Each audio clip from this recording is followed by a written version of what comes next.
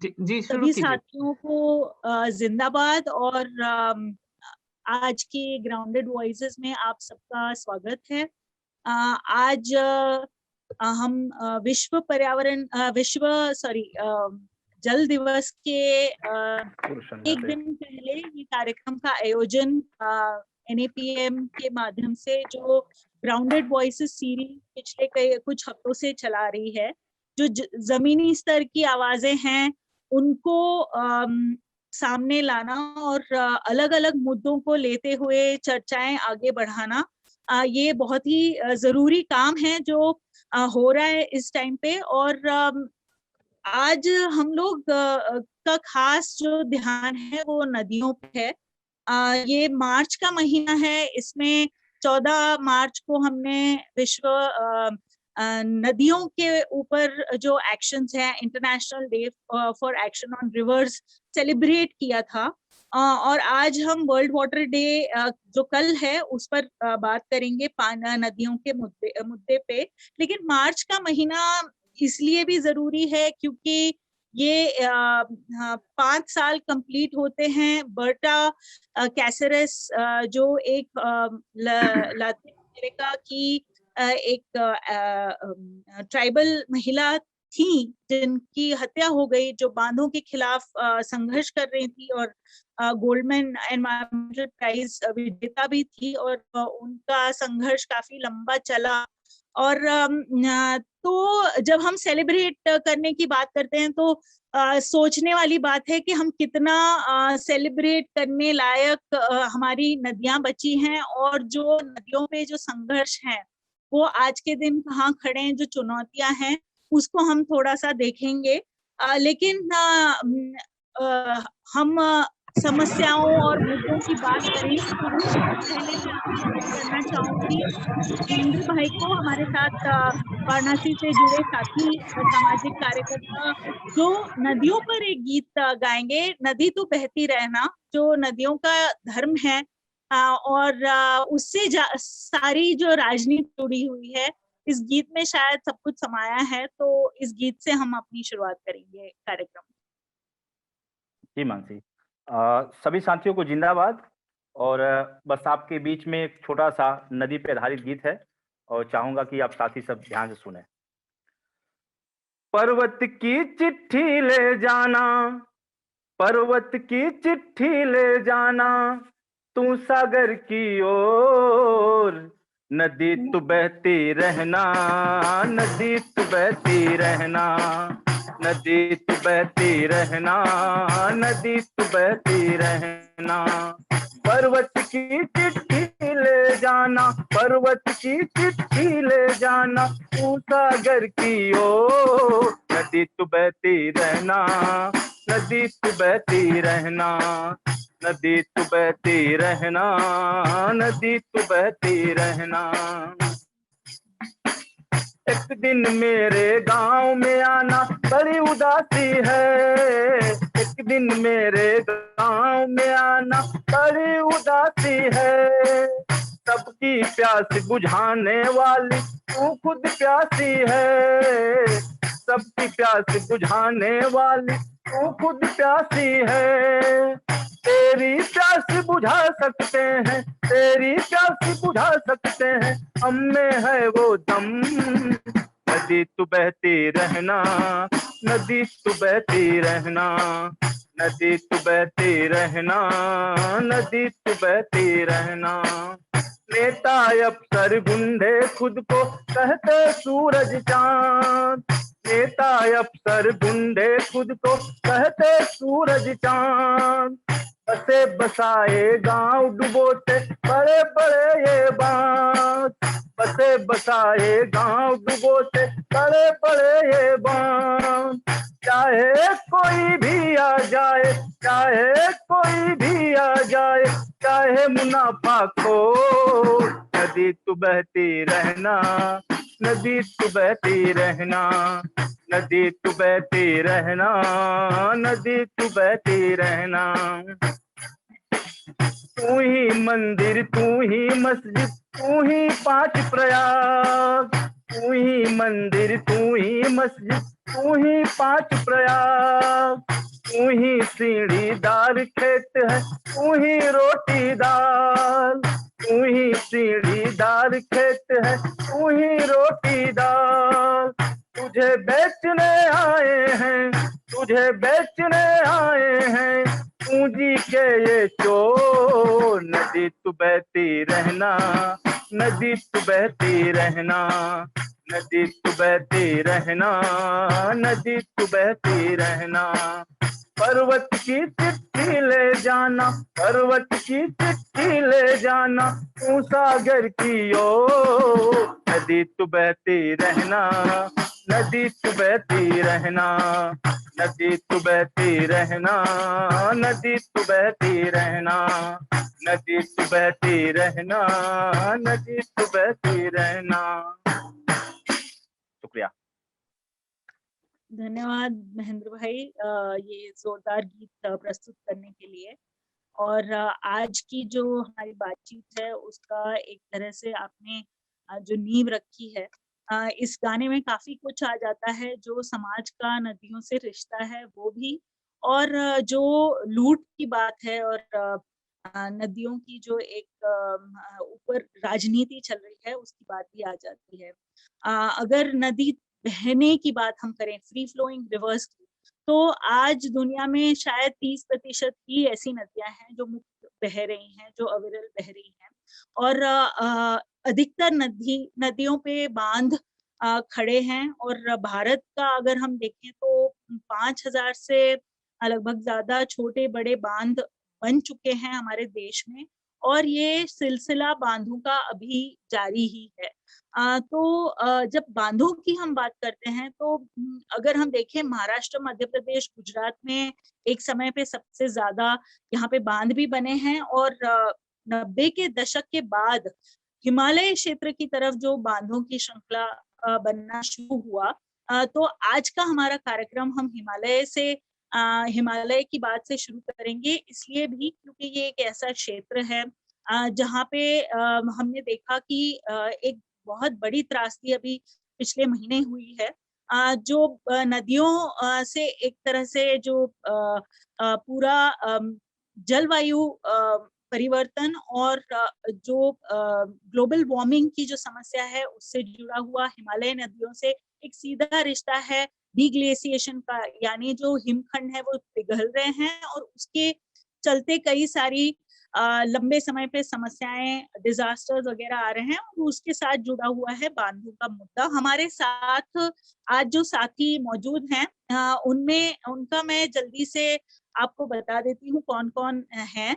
मैं अपना इंट्रोडक्शन नहीं दूंगी, शायद आप चैट बॉक्स में सबका विस्तृत इंट्रोडक्शन देख सकते हैं, परिचय देख सकते हैं, लेकिन हमारे साथ हैं माइलमित, जो अफेक्टेड सिटीजन्स ऑफ तीस्ता करके सिक्किम में एक ऑर्गेनाइजेशन है जो बांधों के खिलाफ संघर्ष कर रही है, और वो लेप्चा आदिवासी समाज से भी हैं। लेप्चा महिला संघ करके उनका एक ग्रुप भी है। तो माइलमित अपनी बात से शुरू करेंगी, उसके बाद हम राजकुमार भाई को आमंत्रित करेंगे, जो बरगी बांध की लड़ाई में कई दशकों से इन्वॉल्व हैं, वो अपनी बात रखेंगे।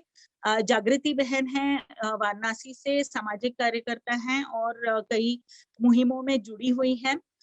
उसके बाद महेंद्र भाई यादव हैं, जो कोसी नवनिर्माण मंच से जुड़े हुए हैं, जो कोसी के आसपास बाढ़ और तटबंधों के मुद्दे हैं वो बताएंगे। और सुप्रभा सेशन है, जो गुरुकुल बोटेनिकल गार्डन से केरल के संदर्भ में जो दक्षिण भारत में जो नदियों को का जो मुद्दा है वो एक अपने लेख की रीडिंग हमारे साथ करेंगी। तो शुरू करते हुए मैं आमंत्रित करूंगी माइलमित।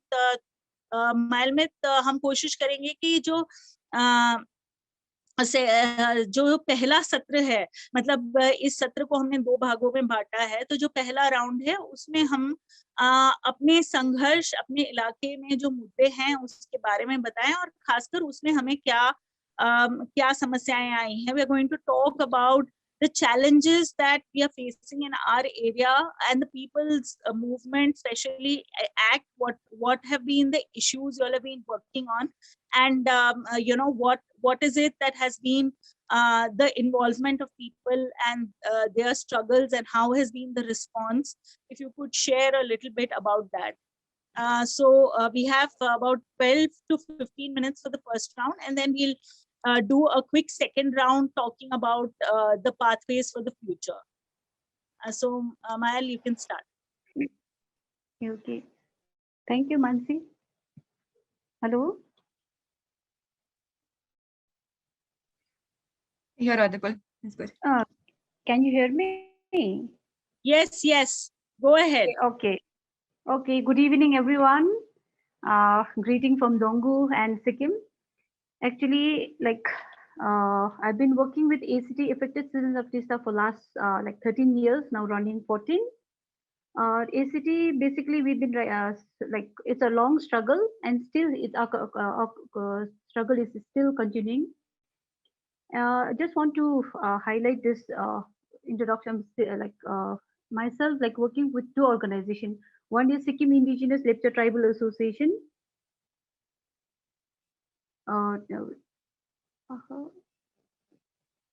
With this organization is very it's very new. It's been only five years. Why we had this Sikkim Indigenous Lepcha Tribal Association is, when we were in the ACT, we could feel very less women voices in coming out. So for that purpose, and for protection and preservation of Lepcha community particularly, so we have this organization. But today I want to say what is happening in Sikkim. In Sikkim, we have more than 30 mega dams, and out of which the 14 mega dams in the northern Sikkim, which is towards the border. Out of 14, we had 7 mega dams in Donggu area. Out of 7, in 2006 to 2009, we had a very a historical hunger strike for 915 days. With that pressure on government, we could scrap 4 hydro dams. But now the most challenging that ACT is facing is the 2 mega dams in Donggu. One is Ponung Hydro Project of 320 megawatts, and other one is 520 megawatts, which has been proposed by NHPC. Why I'm only concentrating out here is this 2 project is proposed inside the Lepcha Reserve area, which is been protected by notification 3069. And we have our own laws in Sikkim, the Revenue Order number 1, which is under the Article 371 of Indian Constitution, that even Lepchas from other part of Sikkim cannot go and settle and cannot buy land inside the Lepcha's reserve area. That is and how we are in such a threat that government itself is violating and diluting the law. That itself is a threat to our communities. And other part is Kanchenjunga National Park, which is in and around this 2 hydro projects. It has been in 2016. It has been declared as a World Heritage Site. In World Heritage Site, they are proposing 2 mega dams, which is going to be more impact on environment, and as well to the socially and economically to the people who is settled in this Donggu area. If you see in the culturally through the one of the proposed dam, that is Ponung Hydro Project of 320 megawatts, we believe Lepcha, after we die, we don't believe in hell and heaven, but in Lepcha culture, we believe that after we die, our soul travel back to this Rongyong River, which is one of the main tributaries of River Tista. This is how sentimentally, spiritually, it has been when this proposal of dam coming up to this area, it's really heard the sentiments of the people. And from the day one, we are telling the government, even the state government and central government, to rethink, restudy the number of dams that is coming up in Sikkim. And with this dams, now frequently we are having frequent flash floods. One of the good example is in Mantam, which is in the tributaries of River Tista. In 13 August 2016, this massive landslide took place. Till it's been 3 to 4 years, government has failed to construct dams, construct bridges and road, almost 12 to 13 villages are cut off from the rest of the world. In monsoon time, these people are cut off. Only in the summer time, the level of this river Rongyong has gone down. Only then is the movement of people from other side to the main land. Otherwise, the whole almost 6 7 years will be cut off. And 2020, we had a massive flash flood in a place called Pasingdang, and the whole this Pasingdang whole village, about 60 households, is like it's been declared by the government to reallocate it. Another one is like in the place called Lingdong. It is like we are having a very like massive landslide, and in coming monsoon also we are going to have more similar landslide. These are the threat that indigenous people are facing, you know. And other important thing I want to highlight in Sikkim is the high extension line from with problem with Sikkim is after 1 kilometer there is a mega dams. The only leftover river is the river, this river stage 4, which is being proposed by this NSPC. Only this is the left. If you see, if you come to Sikkim, this is only left stretch of River Tista that is flowing freely. So ACT, with the help of international rivers, we are from 2017. We are having a campaigning not only in Zonggu and North Sikkim, but across the state to have this free for free flowing rivers, you know. And we are trying to push pressure on the government to declare this small stretch river as a river sanctuaries. And otherwise, like after we have a highest dams in Sikkim, like 1200 megawatts in stage 3, then the Ponung project, then stage 4, then stage 5, then stage 6. They are not leaving any, you know, tributaries. They are not leaving any rivers. And other problem that we are facing, challenges that we are facing in Sikkim is the pharmaceutical companies. Like they are mushrooming like anything. Like now we have more than 20 pharmaceutical companies which is built in the river banks of Tista and Rongit, the two main tributaries of in Sikkim. The problem with that here is like not a like single like people or not a society, any organization are coming up, you know, to raise the issues, to raise the concern of environment impact. Only the ACT, I could proudly say that we are the only organization that we are like raising the issues, raising the telling the government that they should rethink, restudy the whatever that the mega dams they are building up. And other issues I want to talk about is the sand mining also. Like sand mining in Sikkim is going rampantly, and not as like I'm telling, not a people, not a group that they are trying to, you know, tell the people like government or to that these are the will be a danger in the future in future coming. And I want to highlight what is in the environment impact is happening is that there's a decrease of snowfall in recent years, and the spring waters are decreasing like anything. And I want to tell people from West Bengal and Bangladesh, because we share the river Tista from Sikkim, West Bengal to Bangladesh, that what is this is the reality, what is happening in Sikkim, you know. And other thing I want to highlight is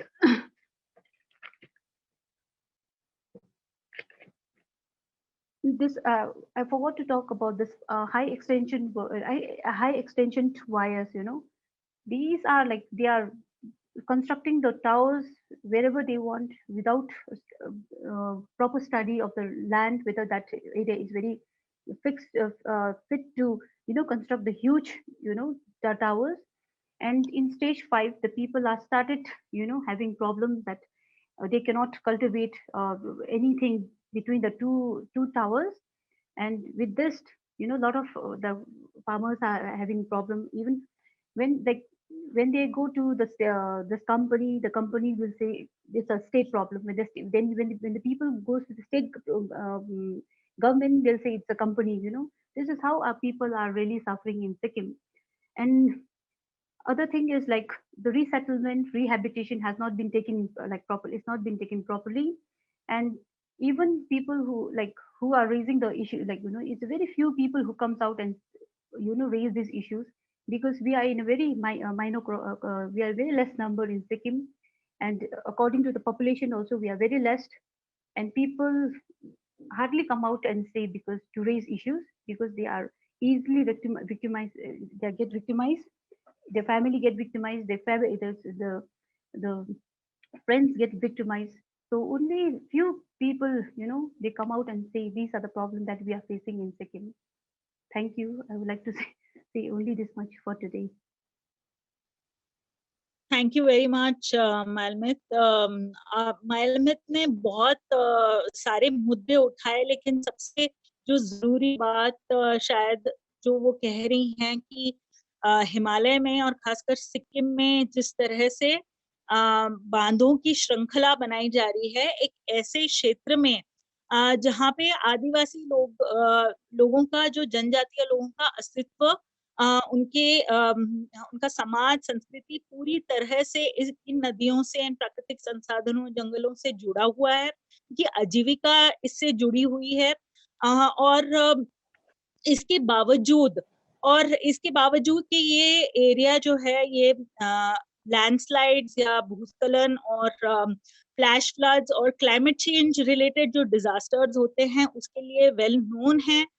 एक तरफ जो है हम मानते हैं कि नदियां और इससे जुड़े जो मुद्दे हैं ये एक्सपर्ट्स या विशेषज्ञ का सब्जेक्ट है, और दूसरी तरफ बिना किसी साइंटिफिक अध्ययन या किसी भी वैज्ञानिक मूल्य के आधार पर नहीं, बल्कि एक विकास के नाम पे जो होड़ मची हुई है बांध बनाने के लिए, बिना किसी जवाबदेही के, ये बात उन्होंने कही कि कोई स्टडी नहीं, कोई इस तरह का माना नहीं जाता कि भाई यहाँ पे लोग रह रहे हैं, यहाँ पे ये प्रभाव पड़ रहे हैं और इससे न सिर्फ नदी खत्म हो जाएगी बल्कि इन बांधों का भी कोई भविष्य आगे कैसा होगा वो पता नहीं। इसके बावजूद बनाए जा रहे हैं और अफेक्टेड सिटीजन्स ऑफ तीस्ता जो है इसके खिलाफ विरोध करके 4 बांध बंद करवा चुकी है और 2 पे लड़ाई इनकी जारी है, जिसमें ट्रांसमिशन लाइन जो है, मतलब जो, क्योंकि सारी बिजली जो है वो एक केंद्रीय स्थल पर इकट्ठी हो रही है। हमारे देश में जो बिजली का पूरा जो वितरण है वो ग्रिड्स के माध्यम से होता है, तो ये जो टावर लाइंस हैं इनसे भी बहुत नुकसान है क्योंकि जंगल काटना पड़ता है वगैरह। तो उन्होंने उसके बारे में भी, उसके खिलाफ भी लड़ाई के बारे में बताया। इससे आगे बढ़ते हुए हम राजकुमार भाई को कहेंगे कि क्योंकि हमारे सामने जो नर्मदा की लड़ाई है वो शायद अगर बांधों की बात करें तो सबसे पुरानी लड़ाई है और एक सबसे व्यापक लड़ाई इसलिए क्योंकि जो नर्मदा बांधों के खिलाफ, जो नर्मदा पे बन रहे बांधों के खिलाफ जो संघर्ष चले, उसी की वजह से विकास नहीं, मतलब विकास नहीं कह सकते, इसको विनाश कहेंगे। और पर्यावरण और विकास के बीच में जो विरोध है, अंतर विरोध है, ये मुद्दा जो है ये खुल के सामने आया। तो राजकुमार भाई, अगर आप जो बरगी का अनुभव है, जबलपुर क्षेत्र में मध्य प्रदेश में काम किया है कई साल, आप थोड़ा अपनी बात रखेंगे तो बहुत हमें सीखने को मिलेगा। धन्यवाद मानसी और सभी साथियों को जिंदाबाद।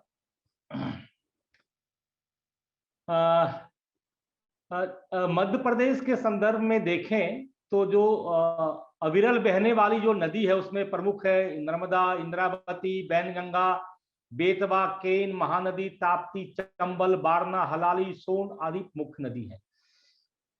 लेकिन हम आज नर्मदा की बात करेंगे। नर्मदा जो है सो भूवैज्ञानिक और पौराणिक दृष्टि से भी काफी प्राचीनतम नदियों में से एक मानी जाती है और इसी नर्मदा नदी पे 30 बड़े बांध प्रस्तावित है, जिसमें से 16 बांध बन चुके हैं।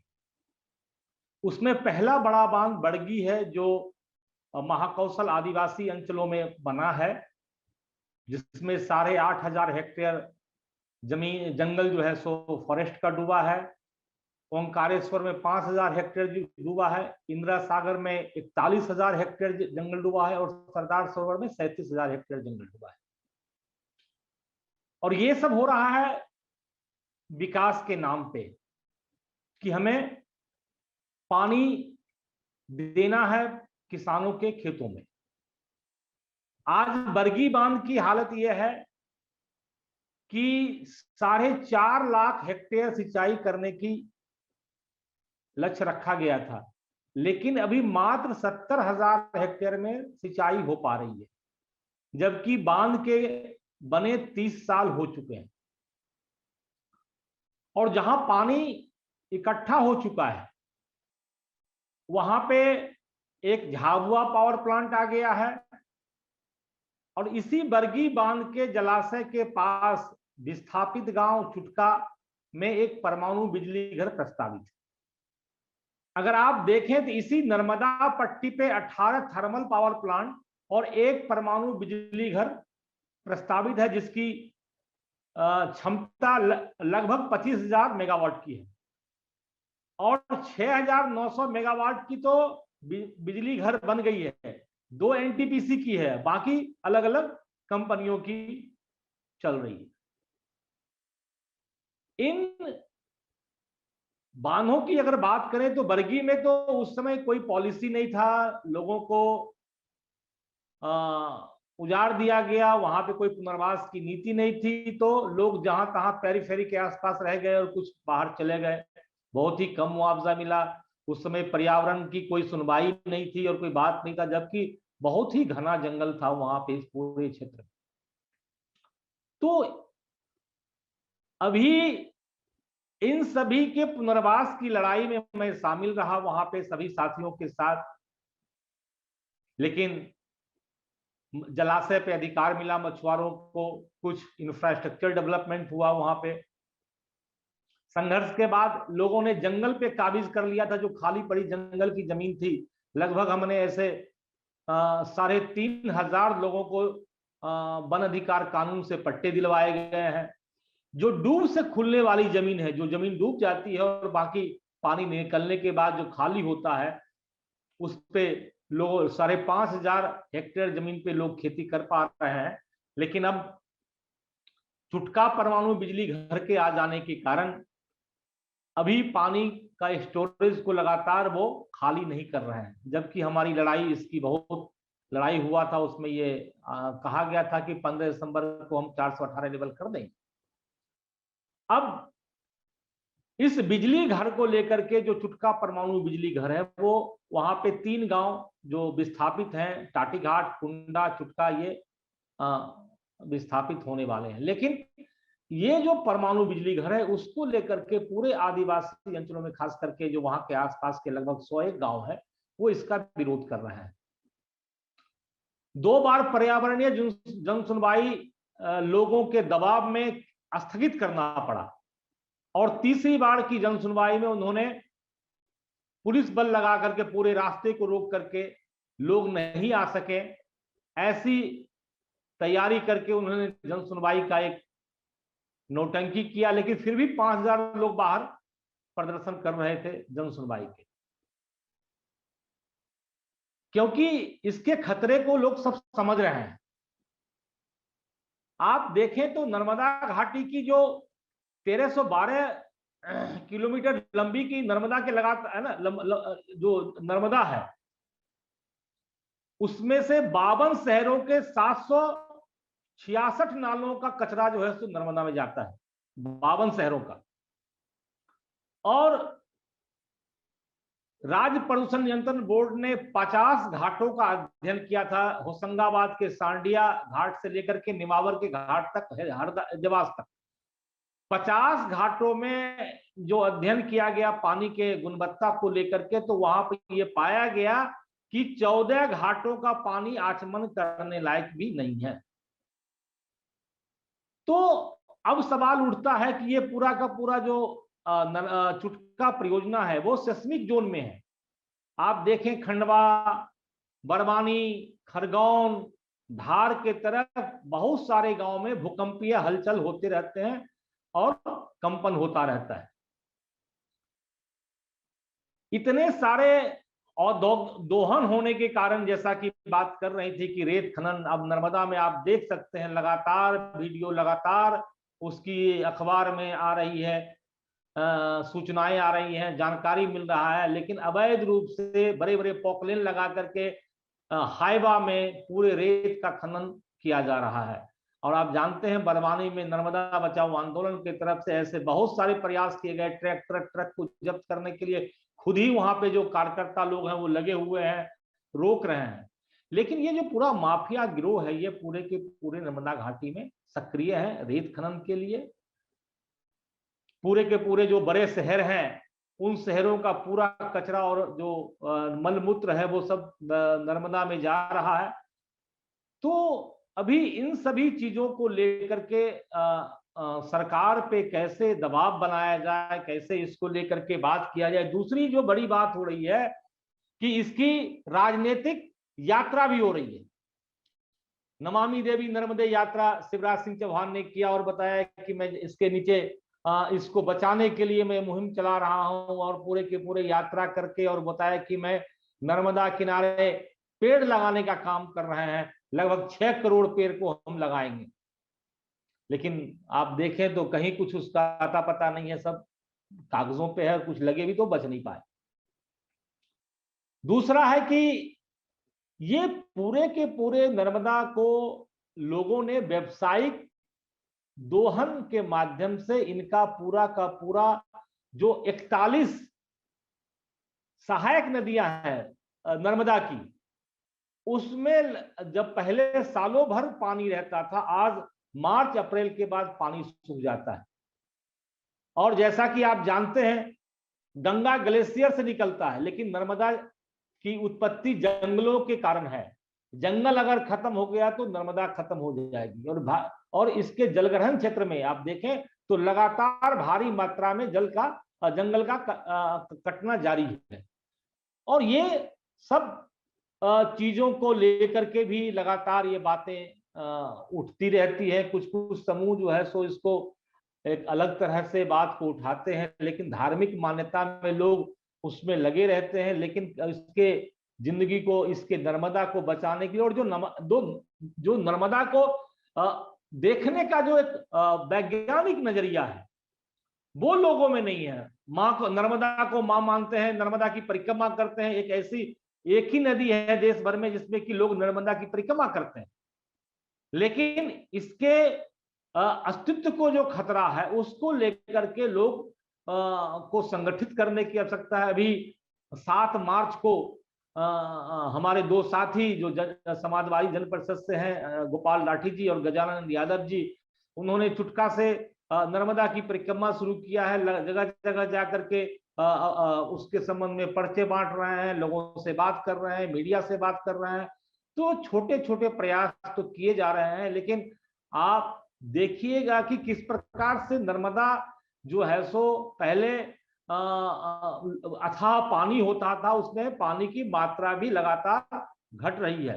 पहले 24 MF बोले थे, अब उसका एक अनुमान है कि शायद 18 MF पानी बचा हुआ है 28 MF के जगह पे। तो ये जो सारी परिस्थिति बदल रही है उसको लेकर के भी सरकार को विचार करना चाहिए। अभी बरगी के ऊपर 2 बांध और अभी उन्होंने प्रस्तावित किया है कि जो बसानिया बांध है मंडला जिले में, और राघवपुर बांध है डिंडोरी जिले में, इन दोनों बांधों के कारण लगभग 71 गांव विस्थापित होंगे और लगभग 2200 हेक्टेयर जंगल जो है सो थिक फॉरेस्ट वो भी डूब में आने वाला है। अब जैसा कि आप पता है पर्यावरणीय जो सुनवाई को भी उन्होंने बहुत डाइल्यूट किया हुआ है। इन सभी चीजों को देखते हुए हमें लगता है कि इस नर्मदा और जो भी देश भर में जो नदियां हैं उसको लेकर के हम किस प्रकार से आगे बढ़ें, किस प्रकार से लोगों को जोड़ पाएं, ये आगे जो हमारे जो रणनीति का सत्र होगा हम उस पर चर्चा करेंगे। लेकिन हमारे नदियों का सेहत जो है सो बहुत ही खराब है। दूसरा है कि पर्यटन के रूप में जो सारा एक्सप्रेस वे बना रहे हैं नर्मदा के किनारे, पर्यटन को बढ़ावा देने के लिए पूंजी निवेश कर रहे हैं और इसमें सारी चीजें हो रही है। तो लगता है कि हमें बहुत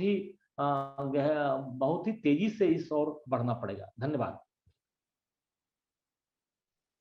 बहुत बहुत धन्यवाद राजकुमार भाई। बहुत ही मतलब गंभीर परिस्थिति है सब जगह नदियों को लेके, और आपने जो बात रखी अभी पढ़ रही थी मैं कि 122 देशों में भारत की जो स्थिति है नदी की और नदियों की और पानी की जो गुणवत्ता को लेके वो 120 नंबर पे हम लोग हैं, और 70% जो पानी के स्रोत हैं, नदियां हैं, वो 70% से ज्यादा पूरी तरह से प्रदूषित हो चुकी हैं, और वही हालत हम नर्मदा की भी देख रहे हैं।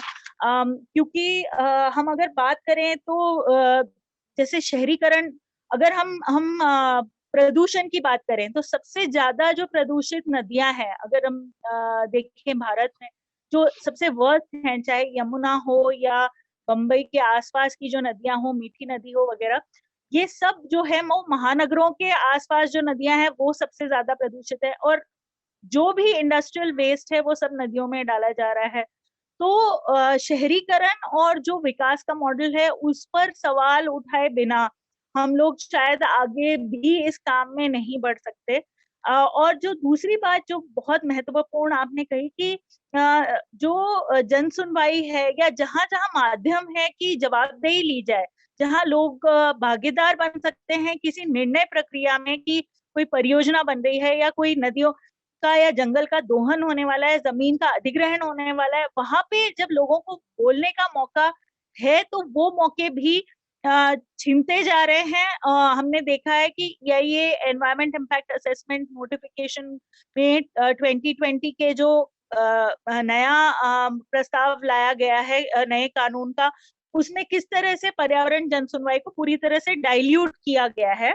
और दूसरी तरफ जो है वो नमामि गंगे जैसे प्रोग्राम्स पे करोड़ों रुपए हर साल खर्च हो रहे हैं, और क्योंकि गंगा की बात चली है और प्रदूषण की बात चली है, तो मैं ज्यादा देर न करते हुए जागृति जी को आमंत्रित करूंगी कि वो थोड़ा वाराणसी के परिप्रेक्ष्य में क्या काम चल रहे हैं और वहाँ क्या मुद्दे आ रहे हैं उसके बारे में बताएं।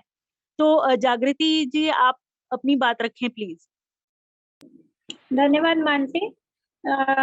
मैं बनारस को लेकर के और बनारस क्या पूर्वांचल को लेकर के अगर बात करूं गंगा के साथ, गंगा की सहायक नदियों की, तो हम लोगों ने बनारस में जो काम शुरू किया वो गंगा, वरुणा और अस्सी नदी को लेके, और नाद नदी, पंचगंगा कहा जाता है बनारस में, छोटी नदियां जो गंगा के साथ हैं, गंगा से जुड़ी हुई, उनको मिला करके, तो उन नदियों के अस्तित्व के सवाल को लेकर के हम लोगों ने अपनी लड़ाई शुरू की थी यहाँ। और घाटों पे यहाँ पे जिस तरह से मतलब पैसा इन्वॉल्व हो रहा है, फिर वाटरवेज की बात आई, वाटरवे मतलब जो परियोजना है उसकी लड़ाई है, फिर नमामि गंगे से पहले गंगा सफाई अभियान और गंगा को लेकर के जिस तरह से पैसा इन्वॉल्व हुआ, तमाम इस तरह के दुनिया भर के जो है सिस्टम्स डेवलप किए गए और टेक्नोलॉजी लगाई गई गंगा की सफाई के नाम पर, तो वो सारा कुछ देखते हुए हम लोग उन सवालों को उठाते रहे। लेकिन वो कहीं पे भी जो कुल मिलाकर जो सीन है वो कोई बहुत अलग नहीं है। नर्मदा को लेके जो उन्होंने अभी बात रखी, या सिक्किम को लेकर के जो बात रखी, उसी तरह से गंगा पता ही है सबको कि टिहरी के बाद गंगा में गंगा का पानी तो है नहीं, और सबसे बड़ा संकट यह है कि जो बचा-खुचा पानी बेतवा का और जो आ रहा है, चंबल का जो आ रहा है,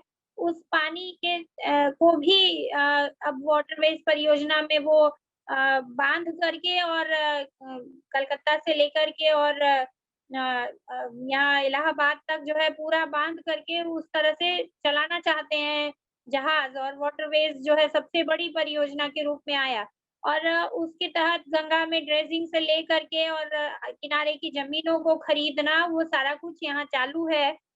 मंदिर के नाम पर भी अतिक्रमण नदी में ही किया जा रहा है, और गंगा की धारा को मोड़ना अपनी मनमर्जी से, और रिवर फ्रंट बनाने का जो शौक चढ़ा है, तो ये सारी चीजें हो रही हैं।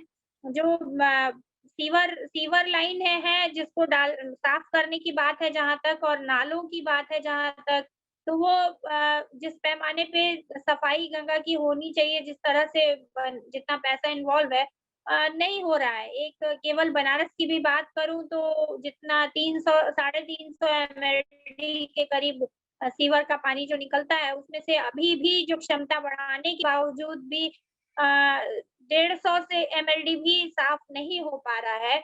और जो 90 के करीब नाले केवल अकेले बनारस में ही बात करूं तो जो जाते हैं उनमें से डाइवर्ट करने की बात है तो ज्यादातर नाले अभी भी गंगा में ही गिर रहे हैं, जबकि ये प्राइम मिनिस्टर मोदी का क्षेत्र हो गया है और यहाँ पे उस तरह से प्रायोरिटी पे है देखा जाए तो नदियों का जहां तक सवाल है और 80 नदी की मैं बात करूं, 80 नदी को तो इन्होंने नाला डिक्लेयर कर दिया है अपने डॉक्यूमेंट्स में और जब आए मोदी जी तो उन्होंने कहा कि माँ गंगा ने बुलाया और हम लोग जो है इसको 80 में जो है शिकारा घुमाएंगे और उमा भारती ने भी बोला था और ये सब है शिकारा विकारा तो क्या वो नदी का अस्तित्व ही नहीं बचा है और उसपे उसी घाट पे उन्होंने 80 नदी के ही कब्र कहें तो उसपे अपना उन्होंने फावड़ा चला के उसका अभियान शुरू किया था।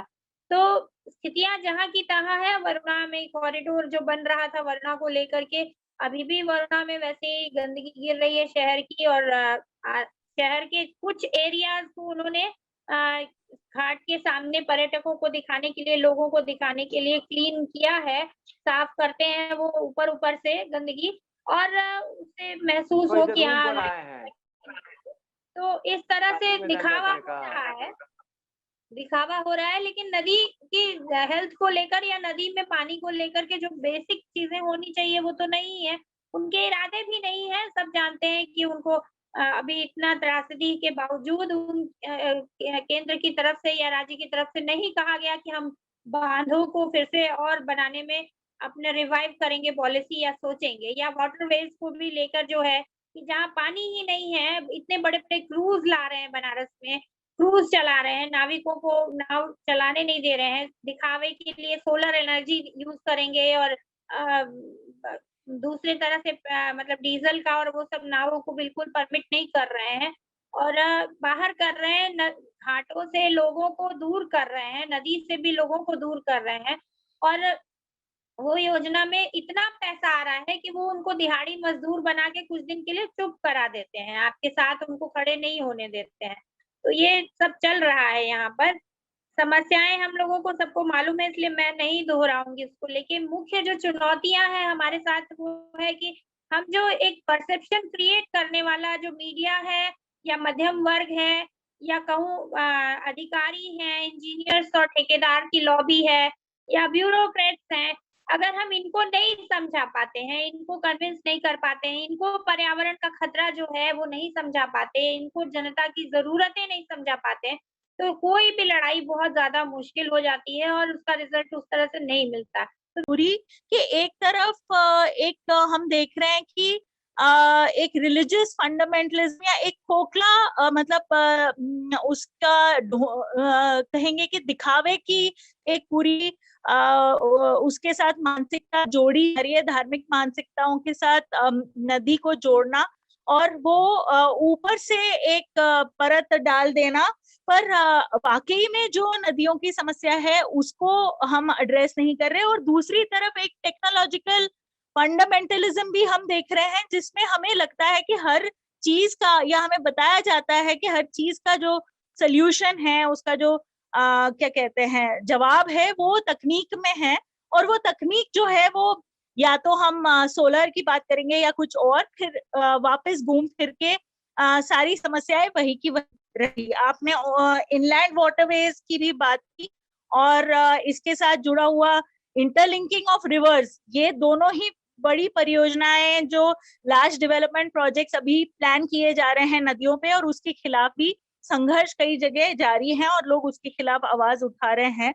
हम वापस आएंगे इन सारे मुद्दों पे, लेकिन पहले हम महेंद्र भाई से सुनेंगे जो कोसी नवनिर्माण मंच है उसके संघर्ष के बारे में, और नदियों की बात करें तो एक बाढ़ और कोसी खासकर की बात करें तो एक बाढ़ का मुद्दा हमेशा सामने आता है और बाढ़ से जुड़े हुए जो तटबंध की परियोजना सरकार ने कई पिछले दशकों में चलाई हुई है और ये तकनीक जो मैं पहले भी बात कर रही थी कि जो भी सॉल्यूशन है वो हमेशा हम एक इंजीनियरिंग माइंडसेट या एक तकनीकी माइंडसेट से सोचते हैं जिसमें सारे सामाजिक, पर्यावरणीय, प्राकृतिक, भौगोलिक सारे ही जो एक होलिस्टिक थिंकिंग होनी चाहिए किसी चीज की प्लानिंग में, एक लोगों को जोड़ते हुए होनी चाहिए, उसके बजाय एक तकनीकी सोच जिसमें कुछ लोगों का फायदा होता है।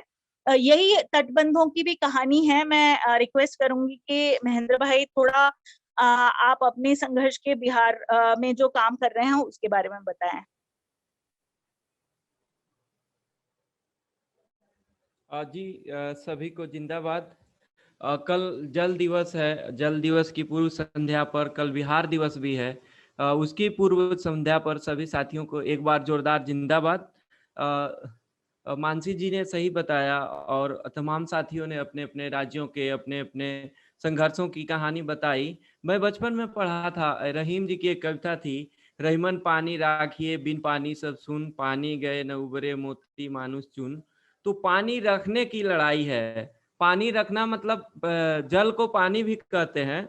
और कल जब जल दिवस है तो उसी पानी की कहानी हम सब आपके बीच रख रहे हैं। पानी की कहानी अजीब सा लगेगा क्योंकि पानी जो है, पानी रखना जो उस कविता में है, जो हम बचपन में पढ़े थे 3-4 क्लास में, और अपने जीवन में जो काम कर रहे हैं उससे बहुत नजदीक का रिश्ता जुड़ता है। पानी रखना मतलब समाज के लिए जो पानी आसानी से उपलब्ध था, सरकारों को, समाज को मिलके हर एक नागरिक के लिए जो पानी, एक स्वच्छ पानी सबको देने का एक पहले से जो परंपरागत व्यवस्था रही है, उसको बाजार ने और हमारे विकास ने इस स्थिति पर पहुंचा दिया है कि आज पानी बाजारों में बिकता है, आज पानी बोतलों में बिकता है, आज नदियों को कैद किया गया है। तो वही पानी रखने की लड़ाई है कि क्या समाज और हम लोग पानी रख ले रहे हैं कि नहीं रख रहे हैं। मैं सीधे विषय की ओर आता हूँ। जो हम लोग बात कर रहे हैं कि पानी की, तो पानी 3 रूपों में हम सब लोग जानते हैं कि एक जो वर्षा जल है, एक धरती पर नदी तालाब में जो बहता है, और तीसरा जो भूगर्भ जल है। तीनों पानी के स्वरूपों पर अभी संकट है और इस संकट को समझना बहुत जरूरी है। वर्षा जल जो है, हमने विकास के नाम पर इतनी परियोजनाओं को खड़ा किया है, इतने तरह के हमने कार्बन का उत्सर्जन किया है कि हम ग्लोबल वार्मिंग के दौर में पहुंच चुके हैं। और उसके चलते वर्षा का अनियमितकरण से सूखा, बाढ़ की जो पूरी परिस्थिति है, अचानक जो तेज वर्षा होती है जिसके चलते पूरे के पूरे पानी के बह के निकल जाता है। तो और वो जो पानी को उसको सहेजने की जो पूरी परंपरा थी उसको विलुप्त करके हम लोग एक बड़े बड़े बांध बनाए कि हम स्टोरेज करेंगे। तो ये विकास की जो दिवा स्वप्न दिखा के एक विनाशकारी परियोजनाओं को लाया गया, उसकी कहानी है। और उसी तरह से हम लोग जो नदियां हैं, जो वर्षा जल और जो भूमिगत जो सतह पर सतही जल है उसको ले जाती हैं, जो समुन्द्र में ले जाती हैं। हमारे हमनाम साथी ने पहले गीत गाया था कि पर्वत की चिट्ठी ले आना, तू सागर की ओर, नदी तू बहते रहना।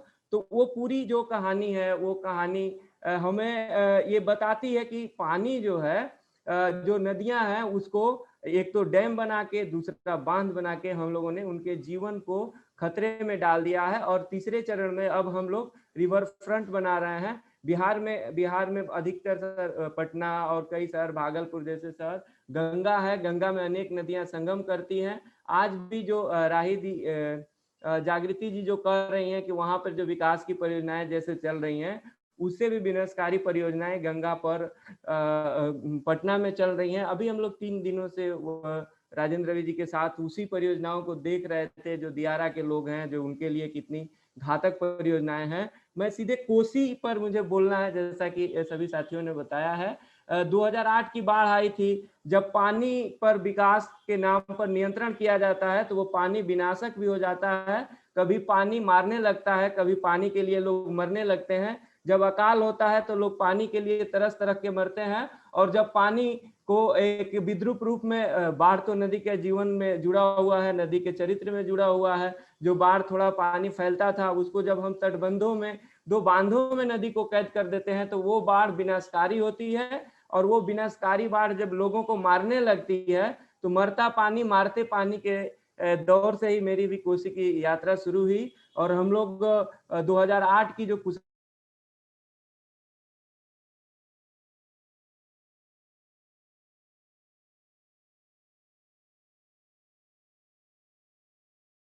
उस समय, और उस समय एक कोसी तटबंध टूट गया था। तटबंध मतलब नदी पर कोसी नदी हम सब जानते हैं, जो हमारे अन्य साथी हैं वो भी जानते होंगे कि कोसी दुनिया की सबसे सिल्ट लोड की नदियों में से एक नदी है, और वो चीन से निकलती है, नेपाल होते हुए भारत में प्रवेश करती है, गंगा में संगम करती है। और वो नदी जो निम्न हिमालय से होके गुजरती है, तो उसमें वहाँ की नवोदित चट्टानों से गुजरने के बाद से इतना सिल्ट लोड लेके आती है और पहाड़ों से इतनी ऊंचाई से नीचे आती है, उसमें सिल्ट बहुत ज्यादा मात्रा में होता है। तो वो नदी धारा परिवर्तन के लिए जानी जाती है, और उसको धारा परिवर्तन को 2 तटों में कैद कर दिया गया। 8वीं बार 2008 में 18 अगस्त को कुसाहा जगह, नेपाल में एक कुसाहा जगह है जहां कोसी तटबंध को तोड़ के आई थी। उस समय 2,36,632 जो सरकारी आंकड़े हैं, बिहार सरकार, वर्ल्ड बैंक के, उसमें लोगों के घर टूटे थे, लाखों लोग, वहां लगभग 40 लाख लोग प्रभावित हुए थे, कई सौ हजारों में लोग मरे थे, लापता हुए थे, और भयानक एक विनाश लीला जो हुआ था। तो वो जो पानी के मारने की कहानी है, वहीं से हमारी कोसी की यात्रा शुरू हुई थी। हम लोग वहाँ के साथी मिलके जो कागजों में सारे कैंप चलते थे, सारी चीजें चलती थी, उसको हम लोग जब देखे, चेक किए, तो वो सब धरातल पर नहीं पहुंची थी। तो हम लोग उसको लेके वहाँ कोसी नवनिर्माण मंच बनाए, कोसी नवनिर्माण अभियान भी बना, देश भर के सामाजिक संगठन के लोग भी आए, और हम लोग उनके राहत के लिए लड़ाई लड़े, उनको फिर पुनर्वासित कराने के लिए एक लंबा संघर्ष किए, जो 10-15 मिनट के वक्तव्य में नहीं हो पाएगा। इसके साथ जो तटबंध को सरकारों ने बांध दिया, और जहां से तटबंध 8वीं बार टूटा था, उस तटबंध को सरकार ने बांध दिया। विश्व बैंक से कर्जा लेके फिर से तटबंधों को मरम्मत किया जा रहा है, उसको अस्पर को ठीक किया जा रहा है, और उसमें तटबंधों के बीच में लाखों 309 गांव में भारत के लगभग 9 लाख से ऊपर की आबादी रहती है, और उस आबादी के बारे में कोई नहीं सोचता है। हर साल वहां बाढ़ आती है, हर साल नदी का कटाव होता है, और उसके बाद से उनके साथ साथ सरकार फिर से सुरक्षा बांध के नाम पर कई जगह उन परियोजनाओं को लाया है। फिर उस पे अभी तो पुल बनाने की एक होड़ सी लगी है, तो कई जगह पुल बन रहे हैं, गाइड बांध बन रहे हैं, जिसके चलते कोसी नदी का जो स्वरूप था वो विनाशक हो गया है। हम लोग तटबंध के जो 2008 के बाढ़ पीड़ित थे, उनके साथ काम करते करते तटबंध के बीच के सुपौल के साथियों के भीतर के लोगों के दुख दर्द के साथ जुड़ के उनके साथ खड़ा होने की कोशिश किए। और फिर हम लोग जब देख रहे हैं कि नदी का रिवर बेड जो है वो बाहर के सतह से ऊंचा है, आज कोई भी आसानी से आदमी जाके देख सकता है, रिवर बेड ऊंचा है, बाहर की सतह नीची है। बिहार में 3-4 तरह की बाढ़ आती है, ये समझने की जरूरत है। पहली बाढ़ कि वो एक तो फ्लड होता है, जो नेचुरल बारिश होगा, थोड़ा ज्यादा होगा तो होगा। दूसरी बार तटबंध के बीच में हर साल बाढ़ रहती है,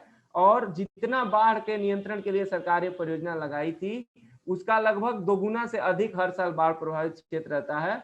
तीसरा तटबंध टूटने के बाद चौथी बार तटबंध के बाहर जो वाटर लॉक्ड एरिया है, क्योंकि जब नदी का सतह जब ऊंचा है, तटबंध के बाहर की जमीन नीची है, तो अंदर बाहर का पानी अंदर नहीं जाता है, और वो वाटर लॉक्ड होता है, तो वो 6-6 महीना 4-4 महीना तक वाटर लॉक्ड रहता है, तो उस इलाके में बाढ़ होती है। तो इस तरह से बाढ़ की कई प्रकृति है, और उसमें वो पानी जो है मारने का लोगों का काम करता है। लोगों के घर हर साल तटबंध के बीच में कटते हैं, उजड़ते हैं, लोगों की जानें जाती हैं, माने एक अवर्णनीय पीड़ा से उनको गुजरना पड़ता है, और भयानक त्रासदी हर साल झेली जाती है।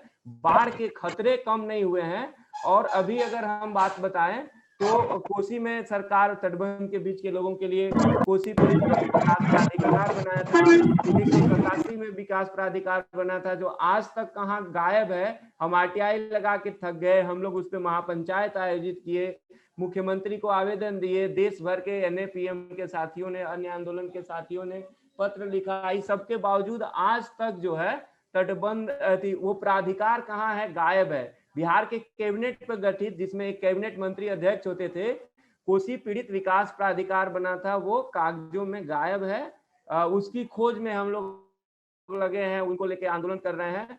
और हम लोग इस बात को फिर से उठा रहे हैं। हम लोग पीपुल्स कमीशन भी बनाए हैं, उसको थोड़ा और कोरोना के चलते हम लोग फंक्शनल नहीं कर पाए, कि बाढ़ की समस्या का जो है अभी हल नहीं हुआ है तटबंध से। और बाढ़ कभी भी भयावह 8 बार टूटा है, 9वां बार टूटेगा, 10वीं बार टूट सकता है।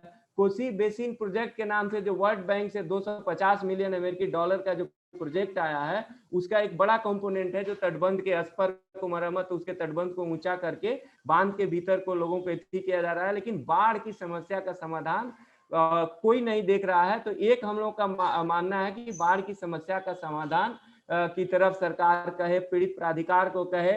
और आपको जान के ताज्जुब होगा कि तटबंध के बीच की जो पूरी आबादी थी, उनमें कुछ लोगों को घर बनाने के लिए पुनर्वास दिया गया, जमीन के बदले कोई पुनर्वास नहीं दिया गया। हाई सिल्ट की नदी जो सिल्ट बालू लाती है, तो 6 महीना तो पानी में चला जाता है, बाकी सीजन वहाँ के जो किसान हैं वो सारे किसान साथी लोग वो सिल्ट के बड़ी मेहनत से, कहीं ऊंची नीची जमीन है उसमें खेती करते हैं। तो लेकिन लगान यहाँ बिहार में लगता है, लगान के साथ सेस भी लगता है। लगान और सेस जो है वो बाहर की तरह से मिला, एकदम सेम उपजाऊ जमीन की तरह लगता है।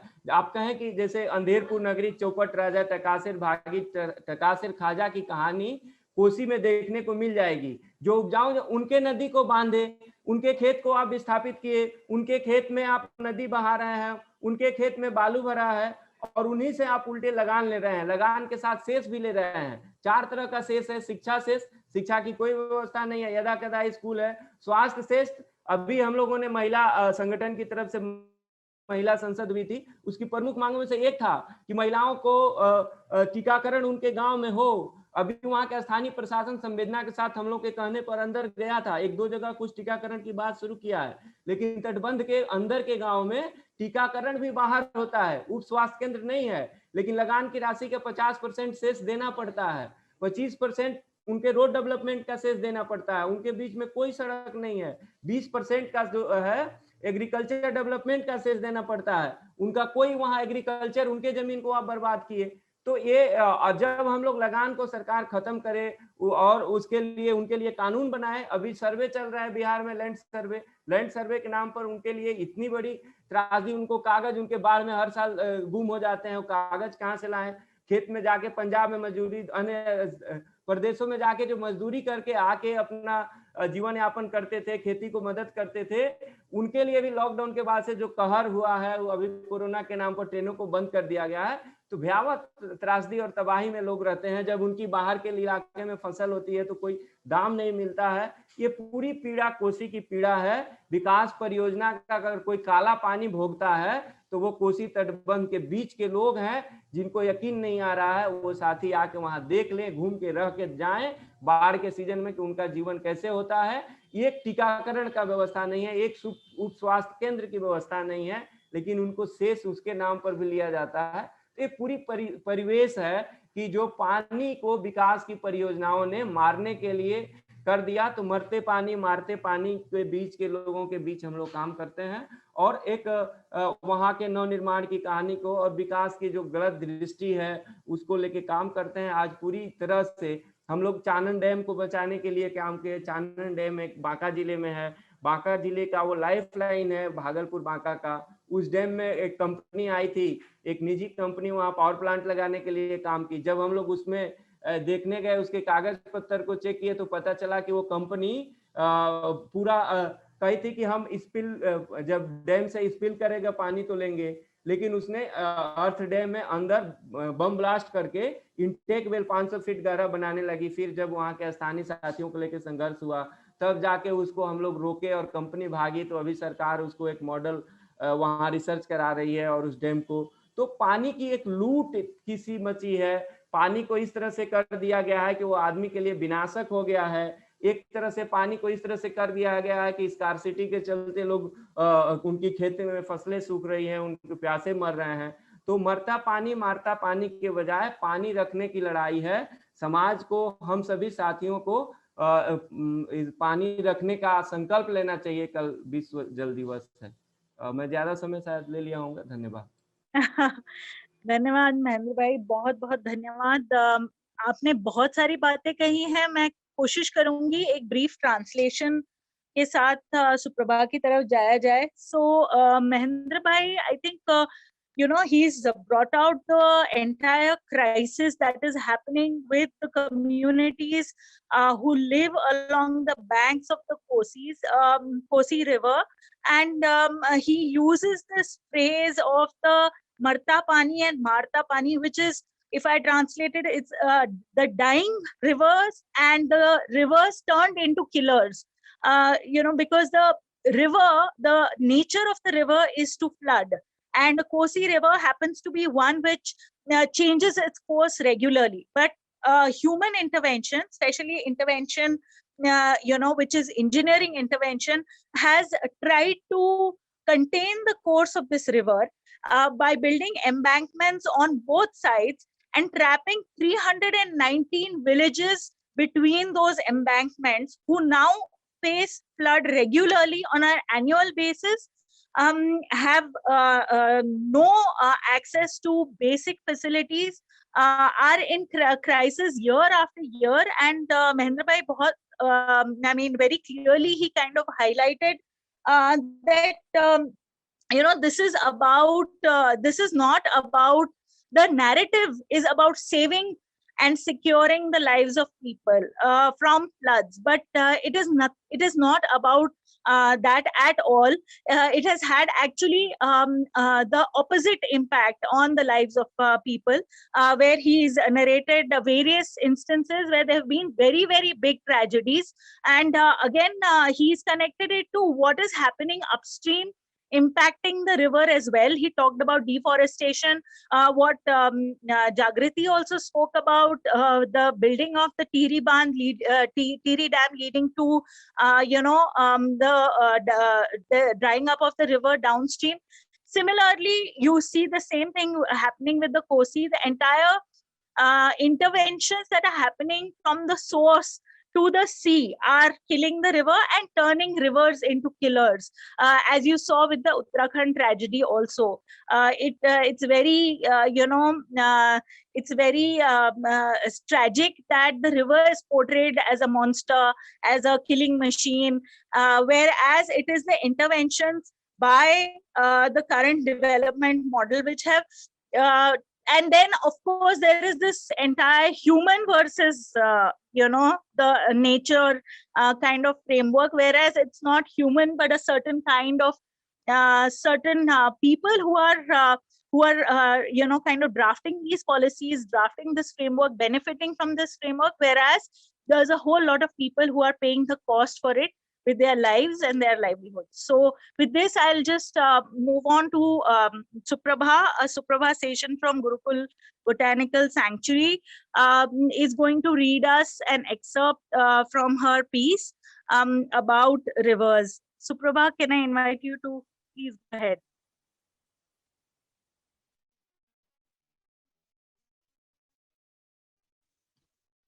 Hi, can you hear me?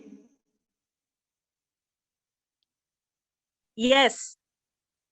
Yes, you're audible. Yeah. Here. Okay. Okay. I whatever I understood is just really powerful, and I live on a bank of a very small river in Kerala, and there've been many issues we've been dealing with.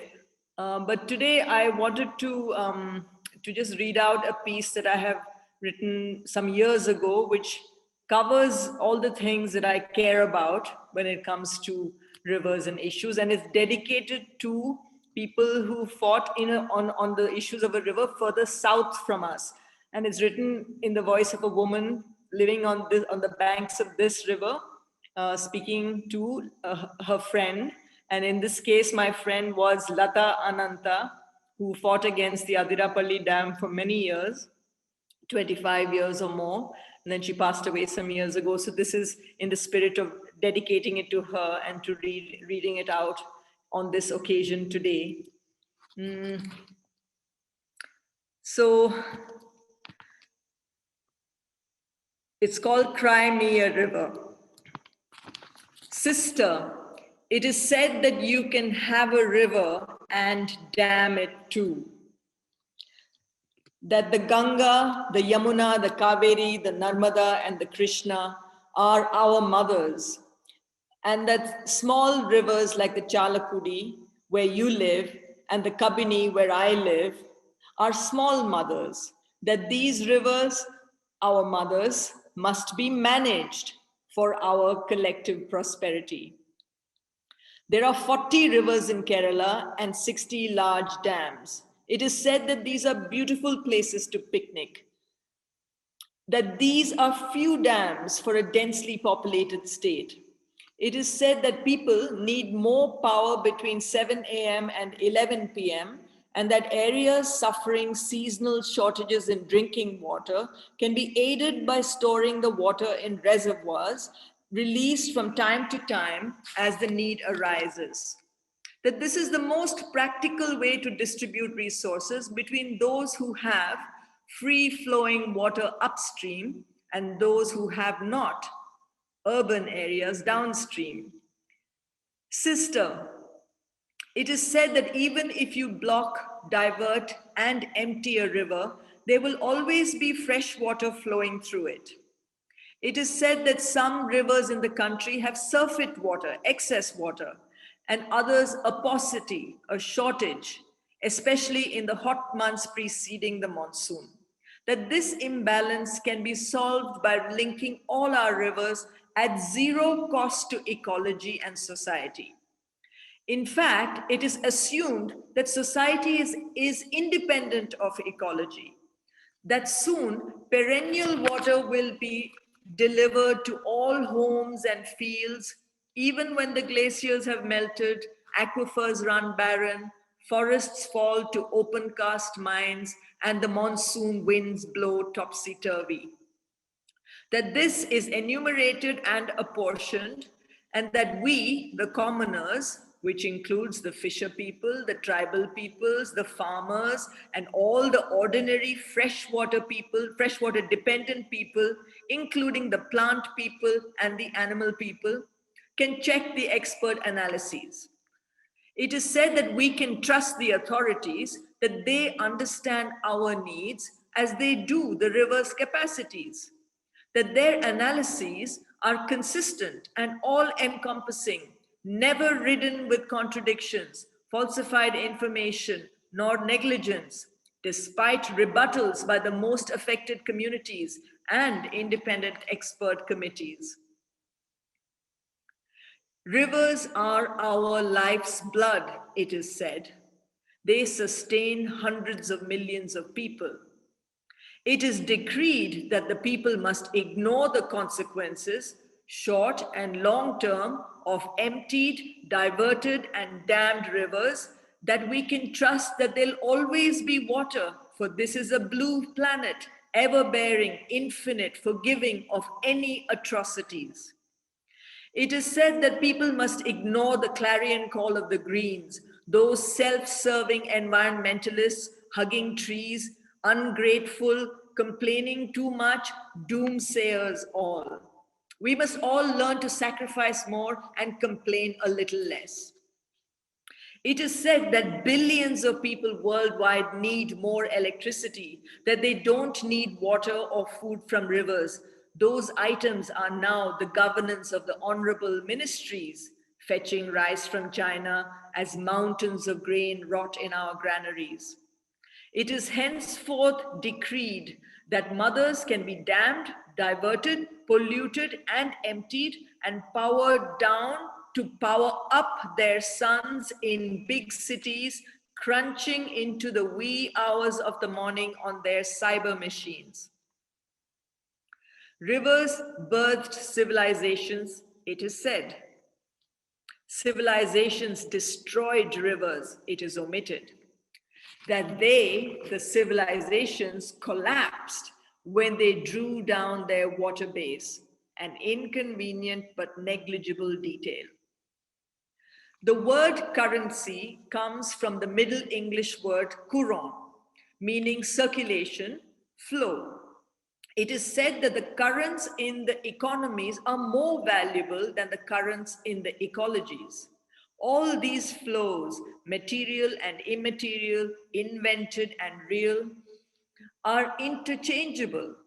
It is said that cash flow is like river flow, that money equals currency, equals flow, equals ecology, equals economy, equals happiness, equals food, equals dynamic business deals, equals the construction industry, equals upliftment of poverty. It is said that the living world is an illusion, that the electrified world is real. It is said that the living world is needed to deliver us to the pinnacle of prosperity exemplified by the machine world, and that this is our glorious destiny. Rivers are not alive, it is said.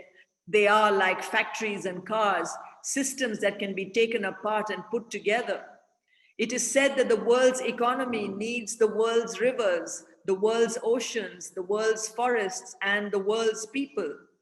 That the world's economy is infinitely more important than the world's ecology, which is now measured at $33 trillion only. That the currents between bank accounts flow sweeter than the waters of a river, enabling our evolution as a species by nourishing our bellies, our minds and hearts and ever demanding bodies. Nearly all the rivers in the world have been dammed. What's your worry? Are you not being supported by the economy? Rivers are needed for progress, it is said. Communities along rivers can be sacrificed for the modern culture. Historical and continuing injustices are irrelevant. It is said for now there is progress. Resettlements, the disfigurement of ancient homes and biomes, and the shunting of land-based cultures into digital smart cities, unsmogged, unpolluted, uncrowded, uncriminal, unreliant on the earth, are necessary undertakings of India Shining. For powering the virtual flow, delivering more goodness, happiness, and well-being than the rivers could ever do if they were free-flowing. For a society accustomed to transplants, implants, plastic surgery, prosthetics, life support, dialysis, hormone therapies, and radiation treatments, hooked to a few decades of hydroelectric power and fossil fuels, the issue of why rivers should not be further dammed sounds a bit weak. After all, humans can fix any problem. We have the technology. It is said that there is life after this planet. It is said that you may not kill a cow, but you may dam a river. It is said that the goddess resides in the temple and no longer in the living river. It is said that men did not trap the goddess indoors and that she came willingly.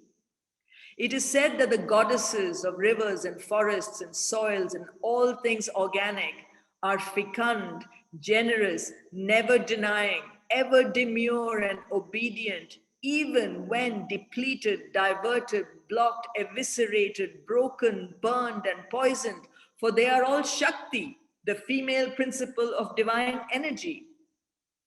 It is said that the senses, the body, and the real world are illusory, that your suffering is in your mind and not your body, that you drink the poisoned, diverted, toxic sludge of a river is your imagination, not verifiable reality, that your perceptions you're undoing and needs to be fixed. Coca-Cola is better than water, as it's the real thing. Waterfalls form along rivers, as do rapids, pools, sandbanks, alluvial plains, and plumes of mist. A river can start from a glacier, a lake, an underground spring, or seeping from the forest floor. Sister, it is said that they can fix it, and that you and I must trust that they can fix it, as they will our bodies, the land and the winds, the waters and the biomes and the planet. It is said in small print that we must make a choice between electricity and fish. It is said that all damages to the rivers, the fish, the forest, the tribal peoples, and the fragile ecologies of the water of the waters are mitigable. It is said in the finer print that humans have become free of the planet, of nature. It is said that we can survive on electricity. It is said that our security is the same as the economy's security, which needs corporate projects and thus the electricity. Sister, years ago, I stood in a human chain against a proposed dam in the upper reaches of the Kabini. Our homes were in the proposed area of submergence. We'd have to move with our friends and families, our dogs and cows, and forsake our home gardens and fields, the plants that we had planted, the birds, the butterflies, frogs, snakes, and other beings of this valley, and this tiny headwater of a stream that we had nurtured. The project was shelved, momentarily at least. The church was involved, was active in this case, luckily, and very few of us were Adivasis. Sister, I'll never forget the feeling of impending displacement, of grief mixed savagely with rage at the thought of being forced to leave my home for the sake of someone else's electricity. Rivers are transport systems for trade, it is said. Rivers are beautiful, it is said. Riverfront property is costly, it is said. Rivers attract millions of tourists, it is said. You can't step into the same river twice, it is said. Rivers make great metaphors, it is said. Life is like a river, it is said. River like we flow, it is said. Rivers are the arteries of the planet, it is said. A friend wrote upon hearing your story, and did you hear that the salmon and sturgeon are dying in the Columbia River because of the heat? And another friend, now 90 years old, talked of the death of a glacier in Switzerland from which streams used to emerge, also dead now because of the heat. I hear that you and your comrades, the brave people of Varachal, are unanimously fighting back, that you stand with your river, that you will sue the government. Sister, I hear your cry from across the mountains. The further damming of this river is a violation of the inalienable rights of an ancient peoples and this ancient ecology. The two are entwined as blood and organs in one body. The tale of the 31-year Adirapalli resistance must be told everywhere. Rest assured, on this tiny strand of irrefutable sanity, my sister, when the dams come down by earthquakes, decay, hubris, or our own decommissioning actions, when our beloved rivers flow unfettered once more, there will be fresh drinking water, fish, and fertile soil for children, the land, the trees, and the animals for all our descendant generations, and perhaps even for you and me. You cannot dam a river and have it free. Thank you. Thank you so much, Suprabha. I think पूरा जो हम लोगों की बातचीत थी, ऐसा ही लग रहा है कि जैसे नदी जो है वो हिमालय से निकली और समंदर में जाके मिली। एक अविरलता इस चर्चा में बन रही है और सुप्रभा ने जो बात कही वो शायद वो पूरी मानसिकता और पूरे जो जिस चीज से आज हम जूझ रहे हैं उसको एक साथ समेट दिया है उसके रीडिंग ने। लेकिन थोड़ा हम लोग कोशिश करते हैं कि फिर से थोड़ी उधेड़-बुन करें। उससे पहले क्या हमारे साथ जो साथी जुड़े हुए हैं उनके कोई प्रश्न हैं? क्योंकि हमारे पास अब थोड़ा ही समय है, तो सेकंड राउंड में कमेंट्स लेने से पहले, टिप्पणियाँ लेने से पहले if there are any questions, then you all could put those to our speakers और हम लोग कोशिश करेंगे कि उनके साथ ही फिर हम स्पीकर्स के साथ आखिरी राउंड करें या फाइनल कमेंट्स ले लें। क्या कोई प्रश्न है साथियों के जो जुड़े हैं साथ में?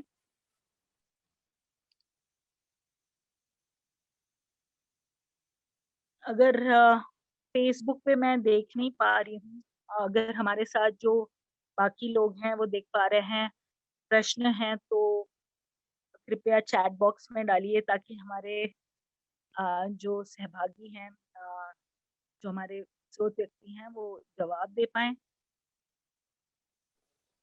ठीक है, तो इस चर्चा को आगे बढ़ाते हुए मैं ही कुछ सवाल जो है वो अगले फाइनल राउंड ऑफ कमेंट्स के लिए रखूंगी।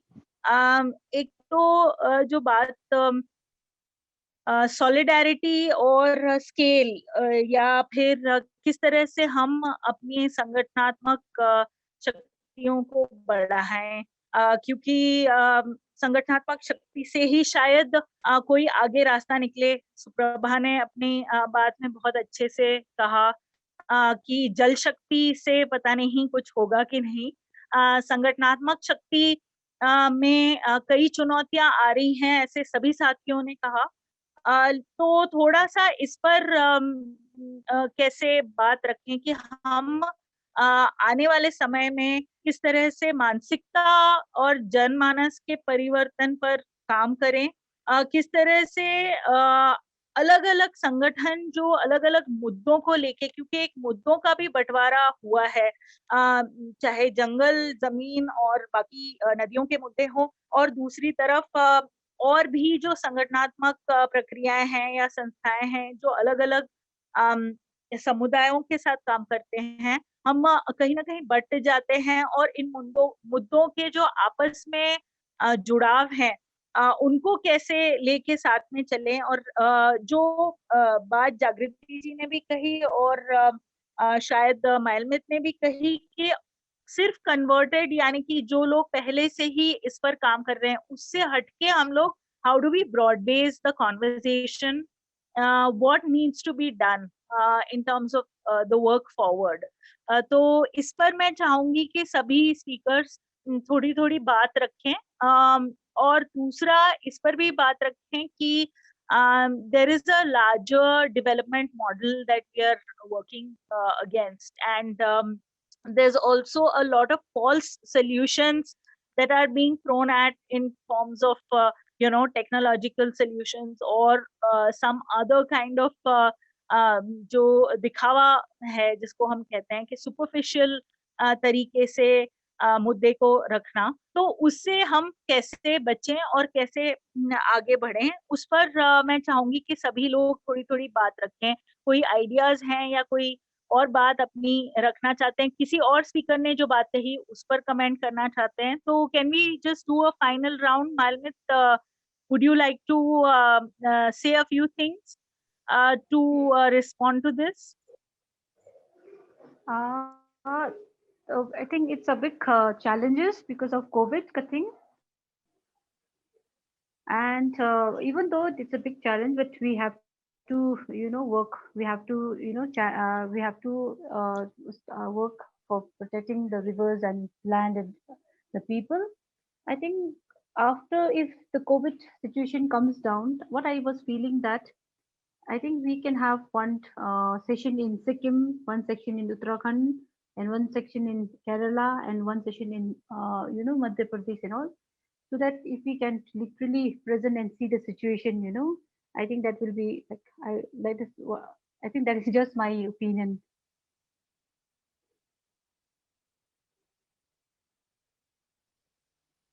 Thank you. मालमित मालमित कह रही हैं कि हमें मिलना चाहिए। अभी कोविड की वजह से कहीं ना कहीं एक धीमापन आया है काम में और जुड़ाव में, वो उसको पूरा करने की जरूरत है। और सबको सुनने के बाद उसको ऐसा लग रहा है कि शायद एक साथ मिल के हर जगह जाके देखने की जरूरत है कि कहाँ क्या हो रहा है, ताकि हमारी समझ और बन पाए और हम और अच्छे से रणनीति बना पाए।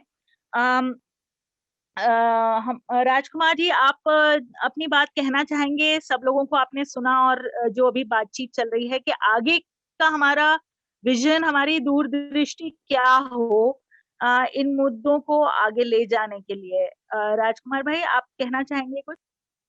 जी, एक्चुअली पिछले साल ये कोरोना का लॉकडाउन के पहले भोपाल में 1-2 मार्च को एक नदी घाटी विचार मंच की बैठक हुई थी, उसमें महेंद्र यादव जी भी आए थे, नर्मदा के साथी थे और अन्य नदियों के साथी भी भोपाल में आए थे, है ना। और काफी वहां पे चिंतन हुआ लोगों के बीच में, और ये तय हुआ था कि नदी घाटी की यात्रा की जाए, और जो केवल अपने लोगों के बीच ही नहीं, जो अन्य तरह के लोग हैं, जो जैसे नर्मदा में आप देखें तो बहुत सारे लोगों की आस्था भी है जो परिक्रमा कर रहे हैं, हम उनको कैसे अपने इस तरह के जो हमारी चिंताएं हैं, जो जो परिस्थिति है, उससे हम कैसे उनको अवगत कराएं, कैसे जोड़ें। बहुत सारे संत भी हैं जो चाहते हैं कि भाई नर्मदा बची रहे और इस प्रकार से नहीं हो। तो हमें जो है सो इसको लेकर के प्रयास करने की जरूरत है कि हम कैसे नदी घाटी को लेकर के, जो नदी घाटी में रहने वाले समुदाय हैं उनको भी, और जो इस तरह के लेकर के जो चिंता है नदी घाटी को लेकर के, जो लार्जर सोसाइटी है, उसमें हम कैसे अपना पहुंच बनाए, उसके लिए कुछ उस नदी के बारे में कुछ जानकारी उपलब्ध हो कि कहाँ पे क्या हो रहा है, उसकी क्या परिस्थिति है। क्योंकि वो भी छोटे छोटे पर्चे के रूप में अगर गांव तक पहुंचे, लोगों से बात हो, ये संवाद ही बहुत जरूरी है। और दूसरा जो आपने कहा, हमको ये इंटीग्रेटेड लड़ाई बनानी पड़ेगी। केवल हम पानी की बात नहीं कर सकते हैं, केवल हम जंगल की बात नहीं कर सकते और जमीन की, ये सभी लड़ाई एक साथ जुड़ी हुई। और निजीकरण के इस दौर में जहां सब कुछ बेचा जा रहा है, आप उसको बचाने के लिए अकेले अकेले लड़ाई नहीं लड़ सकते। इसमें एक जैसे किसानों की लड़ाई चल रही है, वो सारी लड़ाइयों को एकत्रित करना पड़ेगा। हम केवल अपनी पानी की लेकर के या नदी घाटी को लेकर के ही नहीं, हम सारे मुद्दों को लेकर, ये सारे लड़ाई जो है सो लोगों की है, और इसको कैसे हम जोड़ करके आगे बढ़े। तो ये सब कुछ बातें हुई थी। कुछ जल ऑडिट की भी बात हुई थी जो 1-2 मार्च को भोपाल में, कि भाई ऐसे जहां जहां जो नदी घाटी की है कुछ जल ऑडिट हो, उसको लेकर के वहां कुछ बैठक हो, शहरों में जाए, कुछ ग्रामीण इलाकों में जाए। तो ये एक प्रयास करने की जरूरत है। और अभी हमने नर्मदा घाटी की यात्रा तो बहुत निकली है, लेकिन अभी चुटका को लेकर के एक यात्रा निकल रही है, लोग साथी जा रहे हैं, शहर शहर बात कर रहे हैं उसकी जो विकिरण से होने वाले दुष्प्रभाव को लेकर के हैं। और दूसरा ये है कि इस नर्मदा नदी से 4 करोड़ लोगों को पानी पीने के लिए मिलता है। क्या हम उन तक पहुंच सकते हैं? क्या ये नदी खत्म हो जाएगी? तो एक बड़ा टास्क है, लेकिन करने की तो जरूरत है। और हम लोग दूसरा जो हर कोसी हो, चाहे जो सिक्किम में जो लड़ाई चल रही है, जो गंगा की लड़ाई है, जो उत्तराखंड की जो भी लड़ाई है, जो भी जहां भी संघर्ष है, उसकी एक कहीं ना कहीं एक कोऑर्डिनेशन बनना चाहिए कि नदियों को लेकर के वहां पे क्या हो रहा है, हमारे यहाँ क्या हो रहा है, हम कैसे मिल बैठ करके आगे की जो स्थिति है उसका एक रास्ता निकालने का काम तो साल भर में 1-2 बार तो कर ही सकते हैं। लॉकडाउन है, लेकिन अन्यथा भी हम लोग कभी मिलने की बात हो सकती है क्या?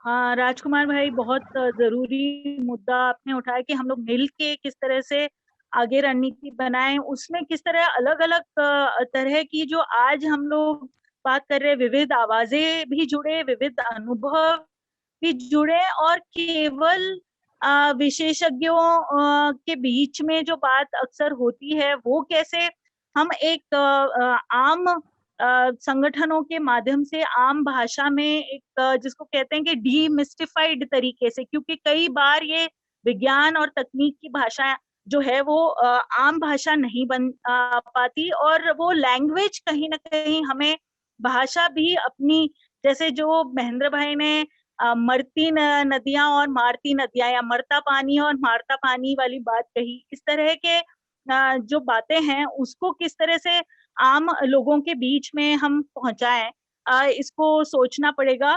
साथ में ही कई बार हम लोग नीतिगत और कानूनी बातें करते हैं, जैसे अभी रिवर रेगुलेशन जोन की बात हो रही है कि जैसे कोस्टल रेगुलेशन जोन है वैसे रिवर रेगुलेशन जोन पर भी कानून बनना चाहिए। फिर दूसरा, उत्तराखंड हाईकोर्ट का एक जजमेंट था जिसमें राइट्स ऑफ रिवर्स और rights of animals, wild life की बात की गई कि ये भी इनके भी अधिकार हैं जिस तरह से मानव अधिकार होते हैं।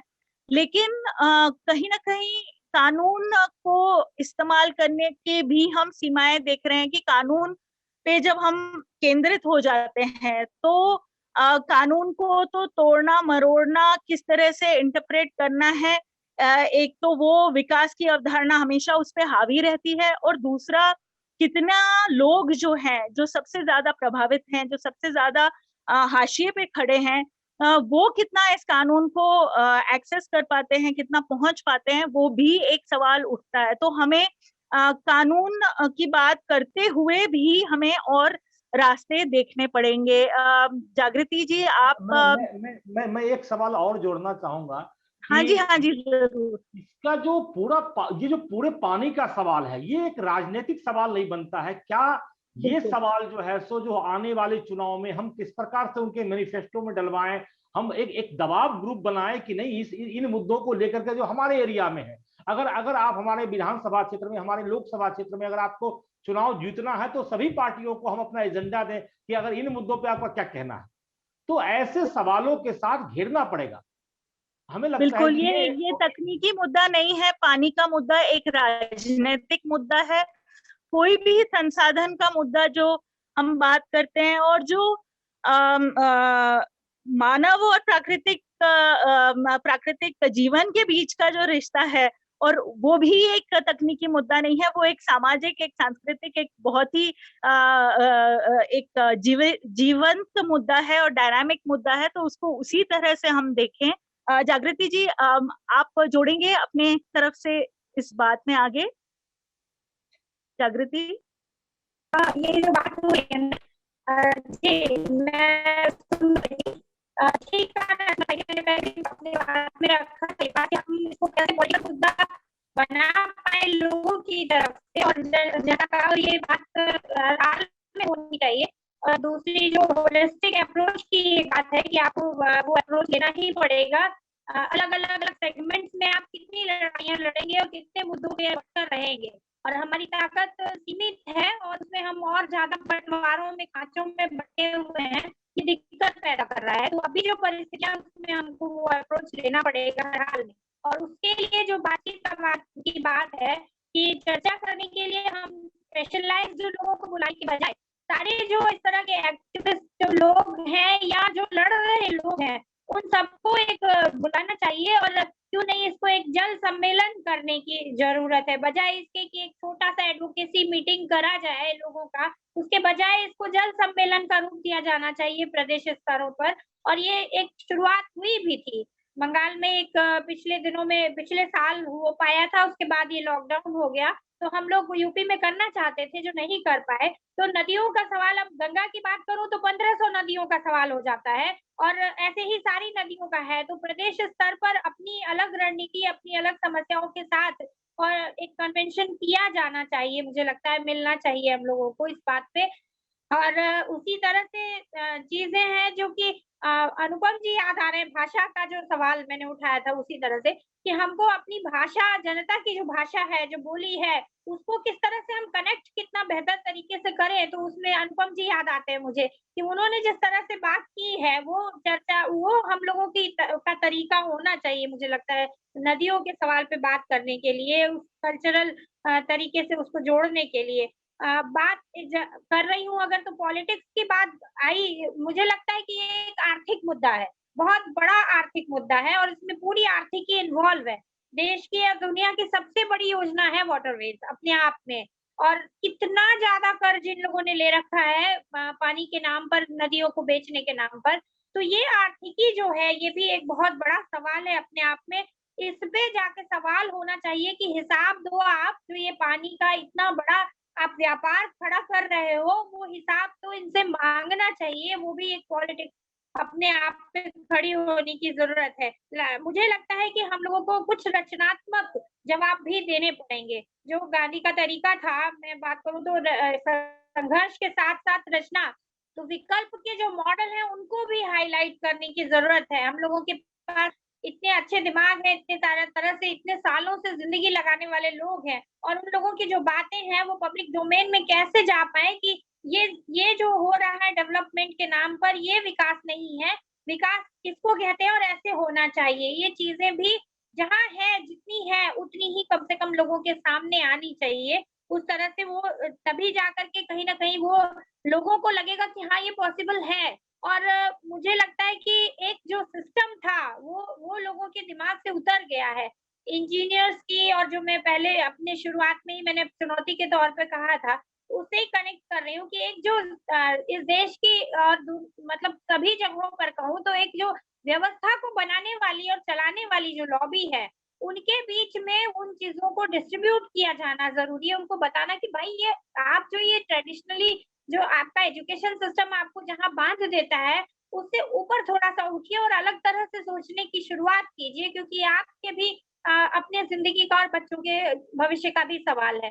लास्ट मुझे जो कहना था वो ये कि हम लोगों को युवाओं में बहुत ज़्यादा काम करने की ज़रूरत है। जो होप मुझे नज़र आती है, मैं चाइल्ड राइट एक्टिविस्ट हूँ बेसिकली, तो ज़्यादा मैं बच्चों के साथ जब काम करती हूँ, जब युवाओं के साथ काम करती हूँ, यंग एज के साथ काम करती हूँ, तो बहुत पॉजिटिविटी आती है, बहुत ज़्यादा। जो एक जो हम लोगों को रगड़ना पड़ता है, बुरी तरह संघर्ष करना पड़ता है, उसकी तुलना में रिजल्ट जो मिलता है, मुझे लगता है वो युवाओं के साथ, बच्चों के साथ बेहतरीन मिलता है।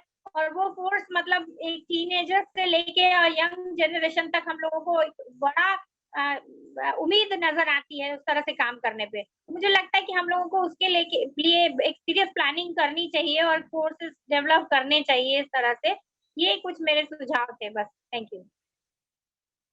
बहुत बहुत बढ़िया। और इसमें जो आपने आखिर में बात कही, युवाओं के साथ भी जुड़ना वो बहुत ही जरूरी है ऊर्जा को बनाए रखने के लिए। और जो सबसे मुख्य मुद्दा वो ये कि हम जो विकास की राजनीति है, जो आर्थिक व्यवस्था है, जो आर्थिक मॉडल है, जो नव उदारवादी पूंजीवादी मॉडल जिसका सब कुछ जिसके साथ सब कुछ जुड़ा हुआ है, हमारी शिक्षा व्यवस्था भी, हमारा पूरा जो गवर्नेंस या प्रशासन का जो ढांचा है, पूरी राजनीति है, तो इस पे तो सीधा वार करना ही होगा। लेकिन इसको हम कैसे किस मल्टीपल लेवल्स पे, यानी कि अलग-अलग स्तरों में हमें शायद काम करना होगा। एक जनमानस फिर से गवर्नेंस और सेल्फ गवर्नेंस, या फिर जो लोगों द्वारा संचालन और संरक्षण और संवर्धन, इसकी बात फिर से लानी होगी। ये बहुत ही अच्छा पॉइंट आपने कहा। महेंद्र भाई, एक लास्ट पॉइंट बोलना था मुझे, मैं बोलूं? बोलिए। तो ऐड करना था, एक जो ये चैलेंज है जो इन लोगों ने जो अभी योजना लेकर के आए कि बहुत जोर शोर से इनका फ्लैगशिप वो रहा है, नारा रहा है कि 100 स्मार्ट सिटीज। सुपर फ्लॉप है हालांकि वो 100 स्मार्ट सिटीज, लेकिन वो स्मार्ट सिटीज में दरअसल में सबसे ज्यादा जोर पानी पे कब्जे पे ही है। और वो हम लोगों को इसको लेके बिल्कुल ही खारिज करना चाहिए और बोलना चाहिए कि नहीं, ये अभी बहुत हो गया, शहर आपके कचरे के ढेर हो गए हैं और वो सबसे ज्यादा नदियों को मार रहे हैं। तो हमें ये बात लोगों को बिल्कुल साफ बतानी होगी कि नहीं, ये मॉडल नहीं चल सकता, ये दरअसल चलने लायक नहीं है। और हमें गांव की तरफ ही जाना होगा अगर हम पर्यावरण को बचाना चाहते हैं या धरती को भी तो हमें गांव की जो डिसेंट्रलाइज्ड व्यवस्था है उसकी तरफ लौटना होगा। हमें 100 स्मार्ट सिटीज नहीं चाहिए, हमें सारे के सारे नेचुरल गांव ही चाहिए। ये बात भी हम लोगों को अपने मतलब जोर से कहने की जरूरत है। Thank you. बिल्कुल बिल्कुल, शहरीकरण जिस तरह से हो रहा है और जो ये जुमले चलाए जा रहे हैं, उसके पीछे जो पूरी राजनीति है उस पर बात करनी होगी। महेंद्र भाई, आप अपनी बात रखेंगे प्लीज, फाइनल कमेंट्स। महेंद्र भाई जी,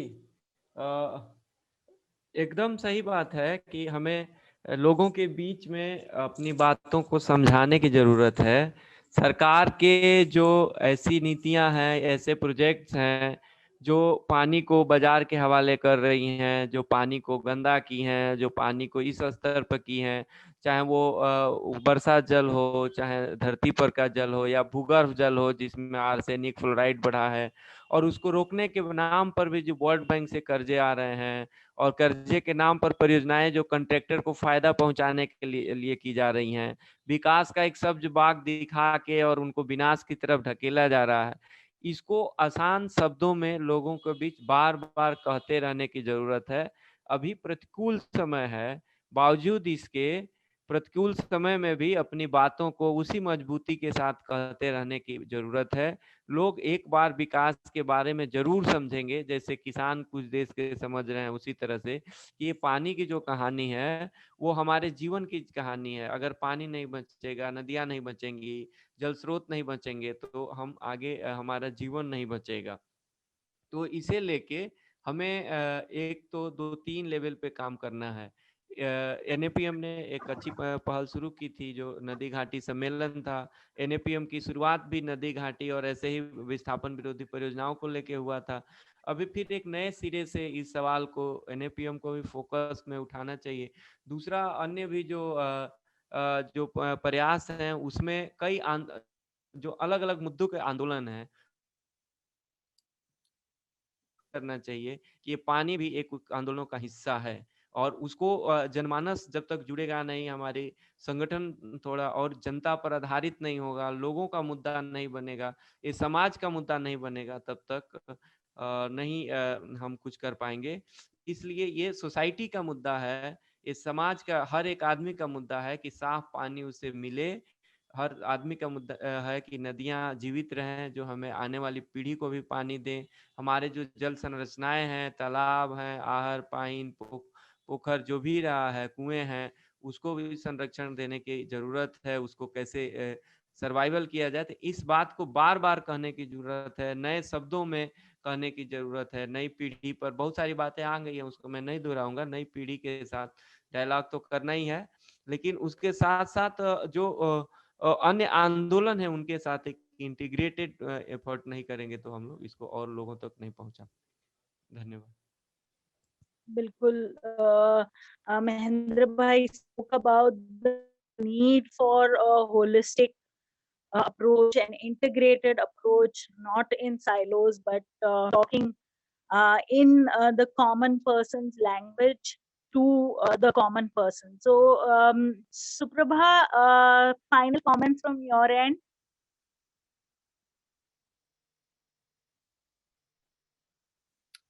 Suprabha? Can you hear me? Hi, yeah. Yes. Hi. You know, it's whatever I've understood, again, people are just doing remarkable things. The mindset, however, is a vicious mindset that we are up against. So during the Kerala floods, for a moment, it seemed that this mindset changed a bit. You know, there was a sense of solidarity that happened the 2 years that we had the 2018-2019 floods. And for a moment, there seemed to be an understanding of how community and disasters and ecology are all connected, and climate. But that didn't last very long. So the rebuild Kerala, I think it should be rewild Kerala. And how do we free our rivers? And unless we look at the decommissioning of dams, I feel that we won't go very far, because there's a lot of disasters awaiting us, more disasters awaiting us with these unstable dams and so on. So the mindset is a brutal mindset, but there's also just these things that are waiting to burst. You know, with every season, something is going to happen. And when can we start looking at things like decommissioning of dams?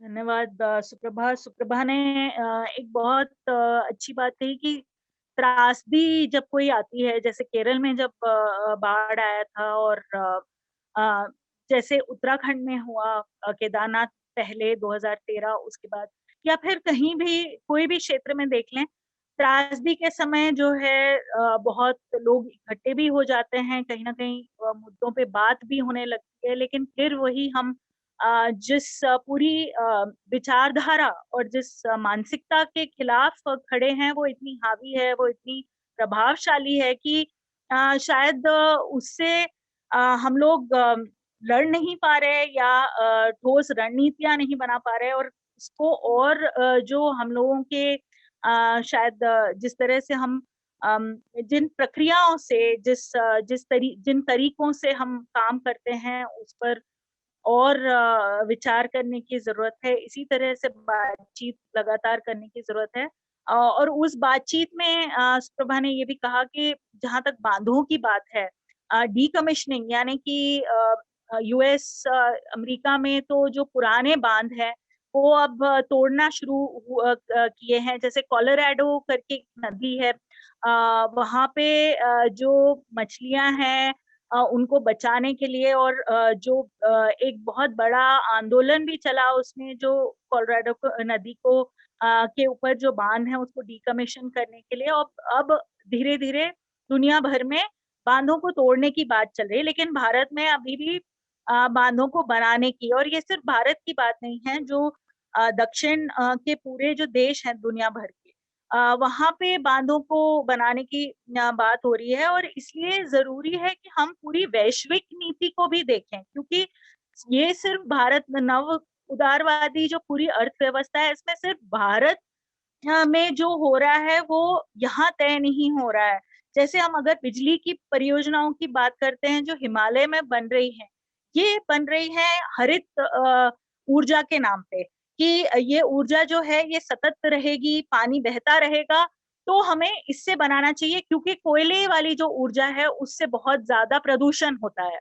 तो जो एक जो पूरी एक वैश्विक नीति बन रही है वो सोलर, हाइड्रो पावर, इन चीजों की तरफ जो हमें धकेल रही है, लेकिन इस पर बात करने से कतरा रही है कि बिजली हम कितनी बनाएंगे, किसके लिए बनाएंगे, कितनी किस तरह से वितरण करेंगे, उसका कंट्रोल किसके पास होगा, संसाधन की मलकियत किसके पास होगी, तकनीक की मलकियत किसके पास होगी। तो ये सारे जो एक जो डिसीजन मेकिंग है वो किसके पास होगी। तो ये सारे सवाल को हम बिना उठाए हम इस पर सिर्फ तकनीक पर भी ना बात करें। ये बात बार बार आई है इस पूरी बातचीत में।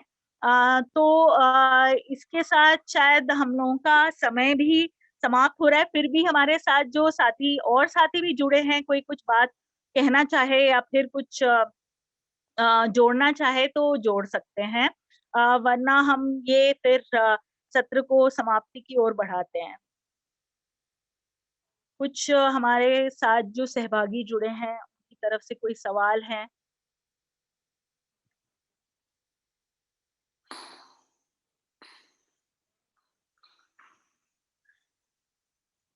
ठीक है, आप सभी लोगों का बहुत-बहुत धन्यवाद। ये बहुत ही बड़ी चर्चा है, इसमें बहुत सारी परतें हैं, लेकिन आज जिस तरह से जो ज़मीनी स्तर की आवाज़ें आई और जिस तरह से इन परतों को खोला गया, मेरे ख्याल से बहुत सारा कुछ है हमें आगे सोचने के लिए, और इस संवाद को हमें चलाते रहना पड़ेगा, और संवादों के साथ और मुद्दों के साथ जोड़ते हुए चलाते रहना पड़ेगा। इसी विचार के साथ सभी लोगों को जिंदाबाद। बर्ता और लता को याद करते हुए सभी लोगों को जिंदाबाद। धन्यवाद सभी साथी जुड़ने के लिए। सभी साथियों को बहुत बहुत धन्यवाद। आपने अपना समय दिया और इतनी अच्छी तरह आपने अपनी बातें रखी। बस यही आशा रखते हैं कि ये मतलब हमारा जो सिलसिला है वो चलता रहे, इन मुद्दों को, ज़मीनी आवाज़ों को आगे बढ़ाने का। तो अगले हफ्ते हम फिर से मिलेंगे इसी टाइम पे 7 बजे रविवार को। तो अगर आप जुड़ना चाहें तो प्लीज़ ज़रूर जुड़िएगा। एक और मुद्दे को जैसे आप लोगों ने गहराई से देखा और प्रस्तुत किया, किसी और मुद्दे को लेके फिर हम और बातें आगे बढ़ाएंगे। बहुत